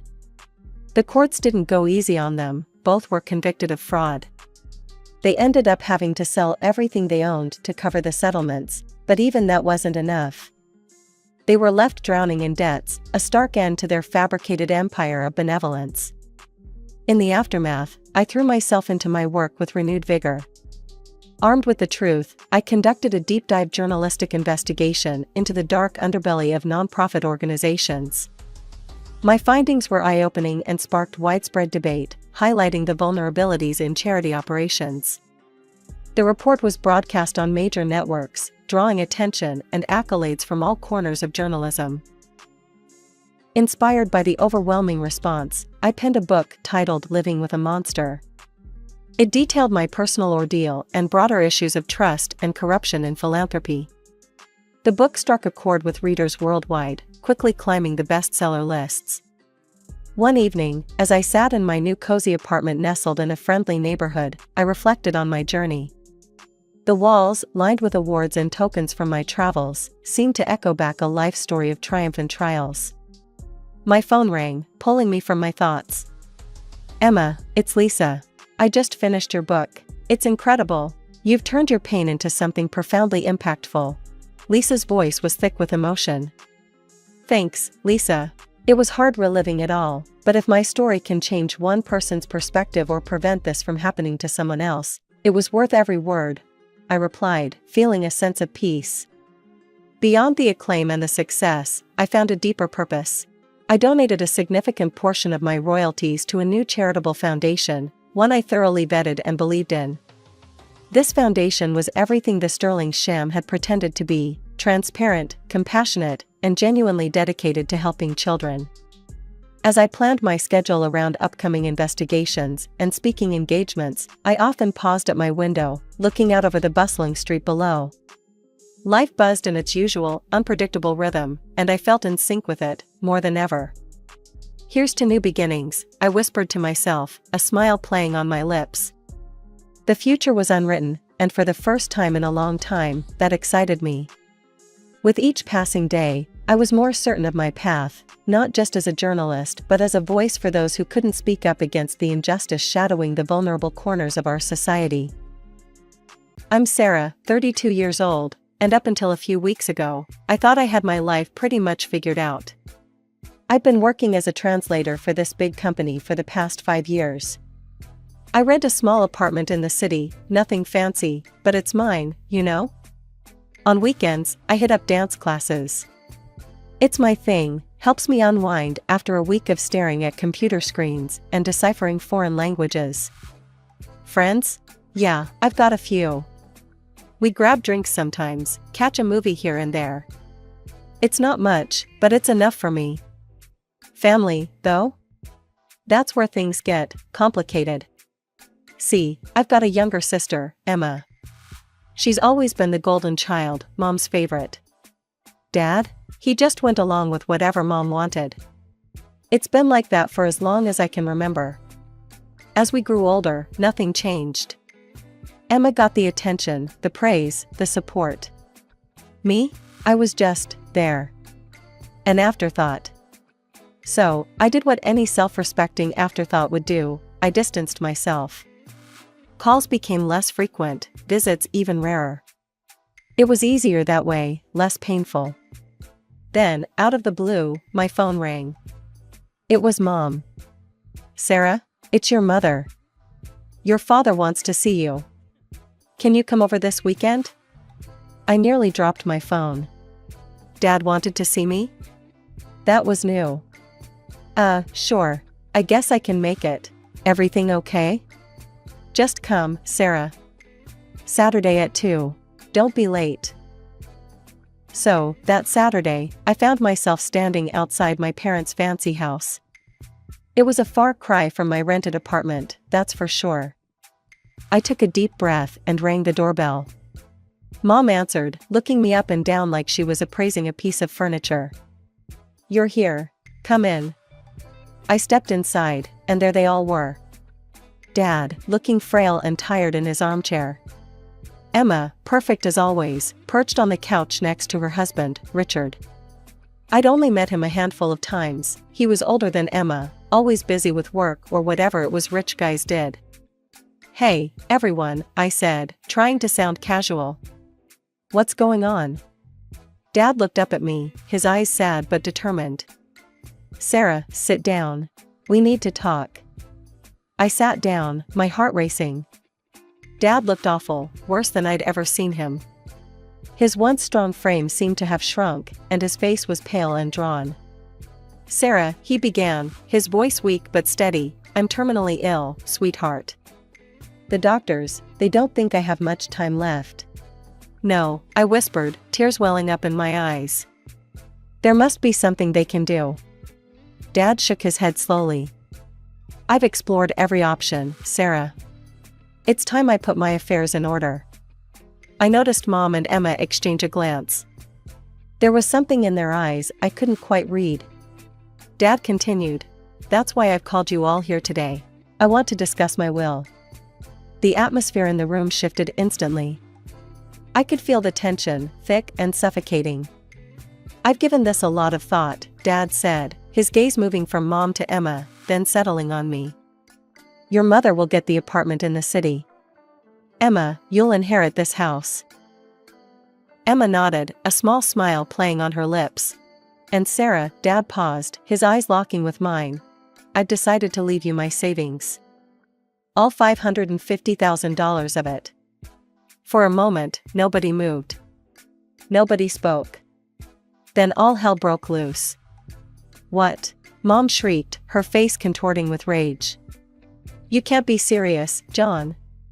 Emma jumped to her feet. Dad, that's not fair. Sarah's barely even part of this family anymore. Dad's fist came down on the arm of his chair with surprising force. Enough, he roared, his illness momentarily forgotten. This is my decision, and it's final. I've been under your influence for far too long, Margaret. I've neglected Sarah because of you, because of your obsession with Emma. No more. He turned to me, his eyes softening. Sarah, I'm so sorry. Can you ever forgive me? Without hesitation, I moved to him, wrapping my arms around his frail body. Of course, Dad. Of course I forgive you. He hugged me back, his grip weak but filled with love. After a moment, he pulled away, exhaustion etched on his face. I'm tired now. I need to rest. As Dad retreated to his room, I found myself facing the furious glares of my mother and sister. You, Mom hissed, her voice dripping with venom. You need to refuse the money. It should go to Emma. I stood my ground, anger bubbling up inside me. No, it's Dad's decision, and I'm respecting it.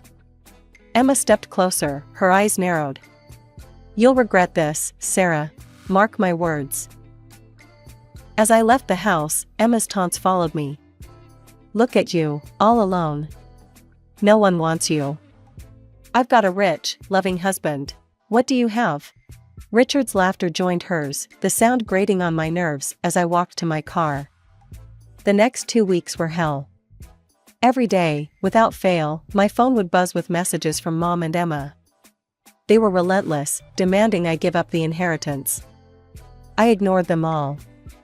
I threw myself into work, trying to drown out their voices with the clatter of my keyboard. Then, on a gray Tuesday morning, the call came. Dad was gone. I felt numb as I drove to the funeral. The service was a blur of black clothes and somber faces. Mom and Emma put on quite a show, sobbing dramatically and clinging to each other. I stood apart, my grief a quiet, hollow thing in my chest. After the service, we all gathered at the house. Emma made a big deal about the money she'd withdrawn for the funeral expenses, waving her purse around like a flag. I've got it all here, she announced to anyone who'd listen. Thousands of dollars. It's the least I could do for Daddy. As the last of the guests trickled out, I started gathering my things. That's when all hell broke loose. Emma's shriek cut through the somber atmosphere like a knife. My money, it's gone. Someone's stolen it. I froze, a chill running down my spine. Something about this felt wrong. Mom's eyes locked onto me, cold and accusing. It must have been someone who was here the whole time, she said, her voice dripping with insinuation. Empty your purse, Sarah, now. I stood my ground, anger bubbling up inside me. No, this is ridiculous. I haven't taken anything. Then you won't mind proving it, Emma sneered. Before I could respond, Richard was on the phone. Yes, police? We'd like to report a theft. My heart pounded as we waited for the police to arrive. This couldn't be happening. Not today, of all days. The officers were professional, but firm. "Ma'am, we're going to need to check your bag," one of them said. Trapped, I handed over my purse. The officer opened it, reached inside, and pulled out a wad of cash and Emma's credit cards. The room exploded into chaos. Mom and Emma hurled accusations and insults, their voices rising to a fever pitch. I stood there, shell-shocked, trying to make sense of what was happening. "I didn't do this," I stammered. "I swear, I don't know how those got there." But my protests fell on deaf ears. At the police station, I sat in a cold, sterile room, my mind reeling. Then, to my surprise, Mom walked in. For a fleeting moment, I thought she might have come to help me. I should have known better. She leaned in close, her voice a venomous whisper. "Give up the inheritance, Sarah. Do it, or you'll rot in jail. Everyone will know you as the rat who steals from her own family. Is that what you want?" I felt something snap inside me. Years of neglect, of being the family outcast, of taking their abuse, it all came to a head in that moment. "No," I hissed back. "No, I won't give it up. Do your worst." Mom's face twisted with fury. "Fine. Enjoy prison, you ungrateful trash." She stormed out, leaving me alone with my anger and a newfound determination. I managed to post bail and get out of that hellhole, but my troubles were far from over. As I stumbled into my apartment, exhausted and angry, my phone rang. It was my boss, Mark. "Sarah, we need to talk," he said, his voice tense. "I received a call today. Someone told me about the theft accusations against you." I felt the blood drain from my face. "Mark, I swear I didn't." "I believe you, Sarah," he cut in. "But we can't have this kind of scandal at the office. Not right now. I'm putting you on unpaid leave until this blows over." The line went dead, and with it, my last shred of composure. I sank to the floor, hot tears streaming down my face. I cried until I had no tears left, then something changed inside me. The sadness gave way to a cold, hard fury. With shaking hands, I pulled out my laptop and navigated to Emma's Facebook page. There, staring back at me, was post after post of luxury cars. "Which one should I get?" she'd written, just days before Dad's death. The timestamp mocked me. They'd planned this all along, even before Dad was gone. That was it. The final straw. I picked up my phone and dialed a number I'd never thought I'd use. "Jackson Investigations," a gruff voice answered. "I need your help," I said, my voice steadier than I felt. "I need dirt on my sister and mother. They've set me up, and I'm going to prove it." The private investigator, a man named Mike, listened to my story without comment. When I finished, he let out a low whistle. "Family drama, huh? Those are always the nastiest. I'll see what I can dig up." For 2 weeks, I waited. Finally, Mike called back. "I've got good news and bad news," he said. "Bad news is, your mom and sister are careful. They haven't discussed the inheritance or the theft where anyone could overhear." My heart sank. "And the good news?" I could almost hear his grin through the phone. "Your sister's been a bad girl. I've got solid evidence she's cheating on that rich husband of hers." The next morning, I sent a carefully worded message to Richard, my sister's husband. Attached was a photo of Emma entering a hotel with a young, handsome man who definitely wasn't Richard.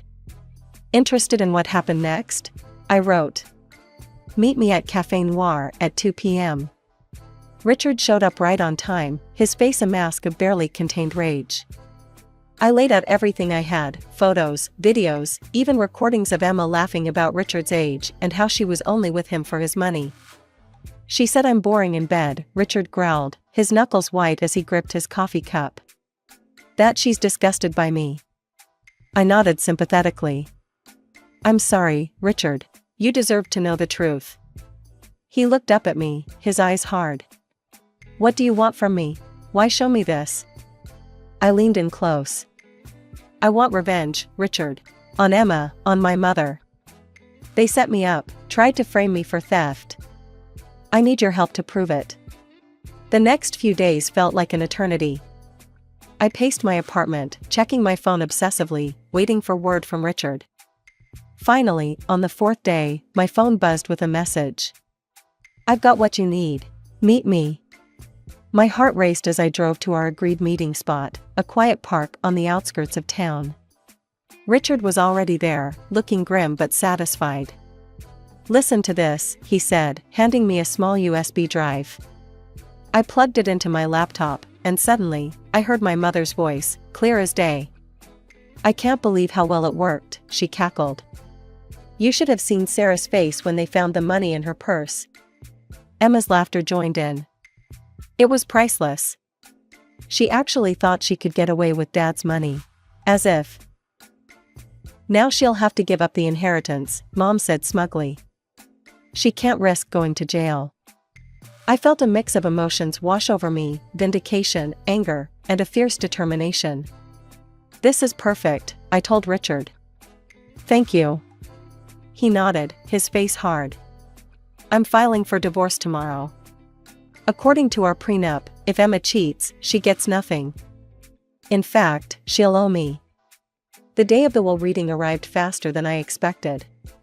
As I walked into the notary's office, I saw them all there, Mom, Emma, and Richard. Mom and Emma wore matching smug expressions, clearly expecting me to cave and give up my inheritance. The notary cleared his throat, ready to begin, but I held up a hand. Before we start, I have something to say. Mom and Emma exchanged gleeful glances, probably thinking I was about to renounce my claim. Oh, how wrong they were. I know what you did, I said, my voice steady. I know you set me up, planted that money in my purse. And I can prove it. Before they could react, I pressed play on the recording. Their own voices filled the room, confessing to their scheme. Mom and Emma's faces drained of color. How did you get that? Emma stuttered. That's when Richard stood up. I recorded it, he said, his voice cold. I heard everything.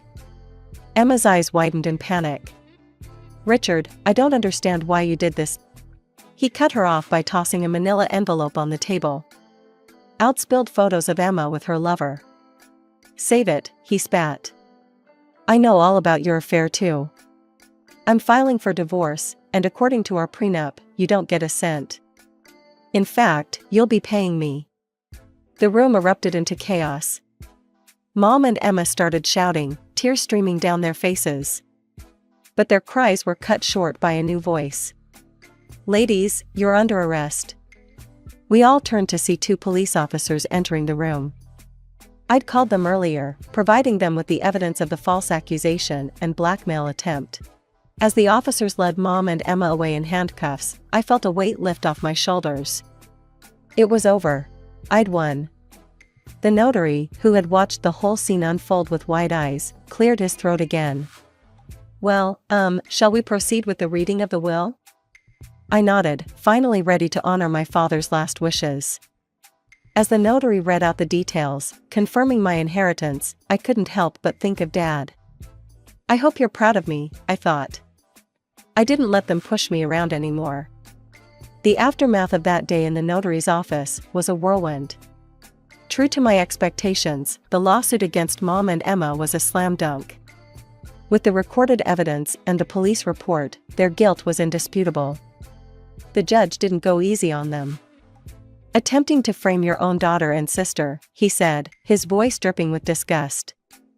I've seen a lot in this courtroom, but this takes the cake. The verdict came down hard. Mom and Emma were ordered to pay a massive fine, directly to me. The amount was so large, I almost felt dizzy when I heard it. Mom's face turned ashen when she realized what this meant. But I'll have to sell the apartment, she stammered. The judge showed no mercy. Perhaps you should have thought of that before engaging in criminal behavior, Mrs. Thompson. Emma didn't fare any better. With the divorce proceedings in full swing, she was forced to sell the house Dad had left her. Most of that money went to Richard as per their prenup, but a significant chunk came to me as part of the court-ordered compensation. I watched from a distance as their lives unraveled. The apartment I'd grown up in, the house where we'd had that fateful meeting about Dad's will, both sold to strangers. Mom and Emma were left with almost nothing. As for me, life was looking up. With Dad's inheritance and the lawsuit money, I was suddenly in a very comfortable financial position. The first thing I did was quit my translation job. As understanding as Mark had been, the whole experience had left a bad taste in my mouth. Instead, I decided to invest in myself. I'd always had a passion for languages, beyond just translating them. With my newfound resources, I enrolled in a prestigious linguistics program. It was challenging, but for the first time in years, I felt truly alive. I also bought myself a beautiful apartment in the heart of the city. The rest of the money, I invested wisely. I worked with a financial advisor to set up a portfolio that would provide me with a steady income. It wasn't about being rich, it was about having the freedom to live life on my own terms. Months passed, and slowly, the dust began to settle. I heard through the grapevine that Mom had moved to a small rental on the outskirts of town. Emma, last I knew, was crashing on a friend's couch, her dreams of luxury cars and easy living shattered. Richard, true to his word, had divorced Emma and left her with nothing. He sent me a brief email thanking me for opening his eyes. "I'm traveling the world now," he wrote. "Living the life I always wanted, without dead weight holding me back. I owe you one." As for me, I was thriving. My studies were going well, I'd made new friends who appreciated me for who I was, and for the first time in my life, I felt truly independent. A few months flew by in a whirlwind of activity. With my newfound financial stability and a burning desire to make something of myself, I decided to take the plunge and open my own language school. It felt right, combining my passion for linguistics with my experience as a translator. Thompson Language Academy, I mused, tracing the words on the freshly painted sign. It had a nice ring to it. Recruiting teachers was easier than I'd expected. There were plenty of talented linguists out there looking for an opportunity, and soon I had a solid team teaching everything from French to Mandarin, catering to both adults and kids. One evening, as I was locking up the school, my phone buzzed with a message. It was from Richard. "Hey Sarah, I'm back in town. Heard about your new school. Fancy celebrating your success over a glass of wine?" I hesitated for a moment. Richard and I had parted on good terms after the whole inheritance debacle, but we'd never been close. Still, I owed him for helping me expose Emma and Mom's scheme. "Sure," I texted back. "My place, 8 p.m.? That night, Richard showed up at my door with a bottle of expensive red wine and a warm smile. We settled on the couch, glasses in hand, and started chatting. As the wine flowed, so did the conversation. Richard told me about his travels, his eyes lighting up as he described the places he'd seen and the people he'd met. I found myself opening up too, telling him about the challenges and joys of starting my own business. It felt nice. As the night wore on and the wine bottle emptied, I realized I was seeing a whole new side of Richard. I'm not sure who made the first move. Maybe it was the wine, maybe it was the newfound connection, or maybe it was just the culmination of all the changes in our lives. But suddenly, we were kissing. When I woke up the next morning, I found Richard already awake, watching me with a mix of affection and uncertainty. "Sarah," he began, his voice serious. "I need to be honest with you. I know I wasn't the best person before. I underestimated you, laughed at you along with Emma. I was wrong, and I'm sorry." I listened, my heart pounding. Where was this going? He took a deep breath. "But last night, it made me realize something. You're an incredible woman, Sarah. I'd like a chance to start over, to do things right this time. Would you consider dating me?" I stared at him, my mind whirling. Date Richard? My sister's ex-husband? It was crazy, completely insane. And yet, yes, I heard myself say, "Let's give it a shot." Richard's face lit up, and as he leaned in to kiss me, I couldn't help but laugh to myself. If someone had told me a year ago that I'd be dating my sister's ex-husband, I'd have thought they were nuts. But here I was, embarking on yet another unexpected journey. Just when I thought things were settling into a comfortable rhythm with the language school thriving and my relationship with Richard blossoming, the past came knocking, literally. It was a quiet Sunday afternoon when I heard angry pounding on my front door. I opened it to find Emma, her face contorted with rage. "You backstabbing trash," she screamed, pushing past me into the apartment. "I know about you and Richard. You've always wanted to take him from me, haven't you? You've always been jealous of what I had." I felt my own anger rising. "That's ridiculous, Emma. Richard left you because you cheated on him, remember? This has nothing to do with—" "Oh, please," she interrupted, her voice dripping with venom. "As if he'd stay with you. There's nothing special about you, Sarah. You're not beautiful, not like me. He'll leave you just like everyone else does." Her words stung, hitting old insecurities I thought I'd left behind. But I wasn't that pushover anymore. "Get out," I said, my voice low and dangerous. "Get out of my home and stay out of my life. We're done, Emma. For good." She glared at me for a long moment before storming out, slamming the door behind her. I sank onto the couch, suddenly feeling ill.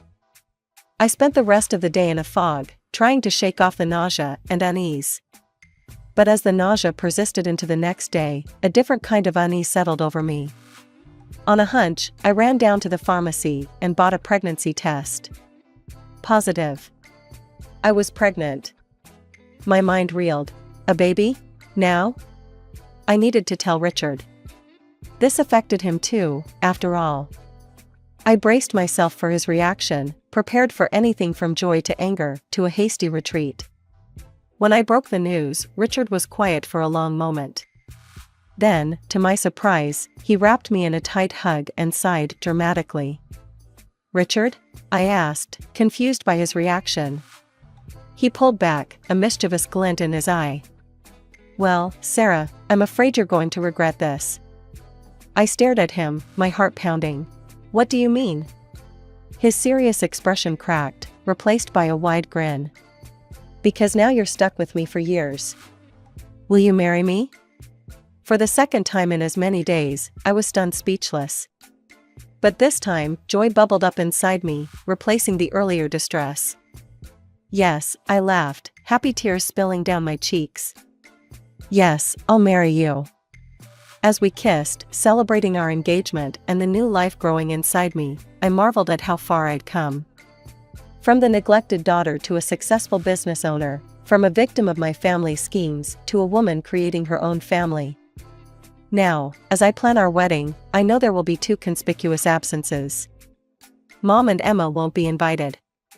It's a bittersweet decision, but I know it's the right one. I'm building a new life, one filled with love, respect, and happiness.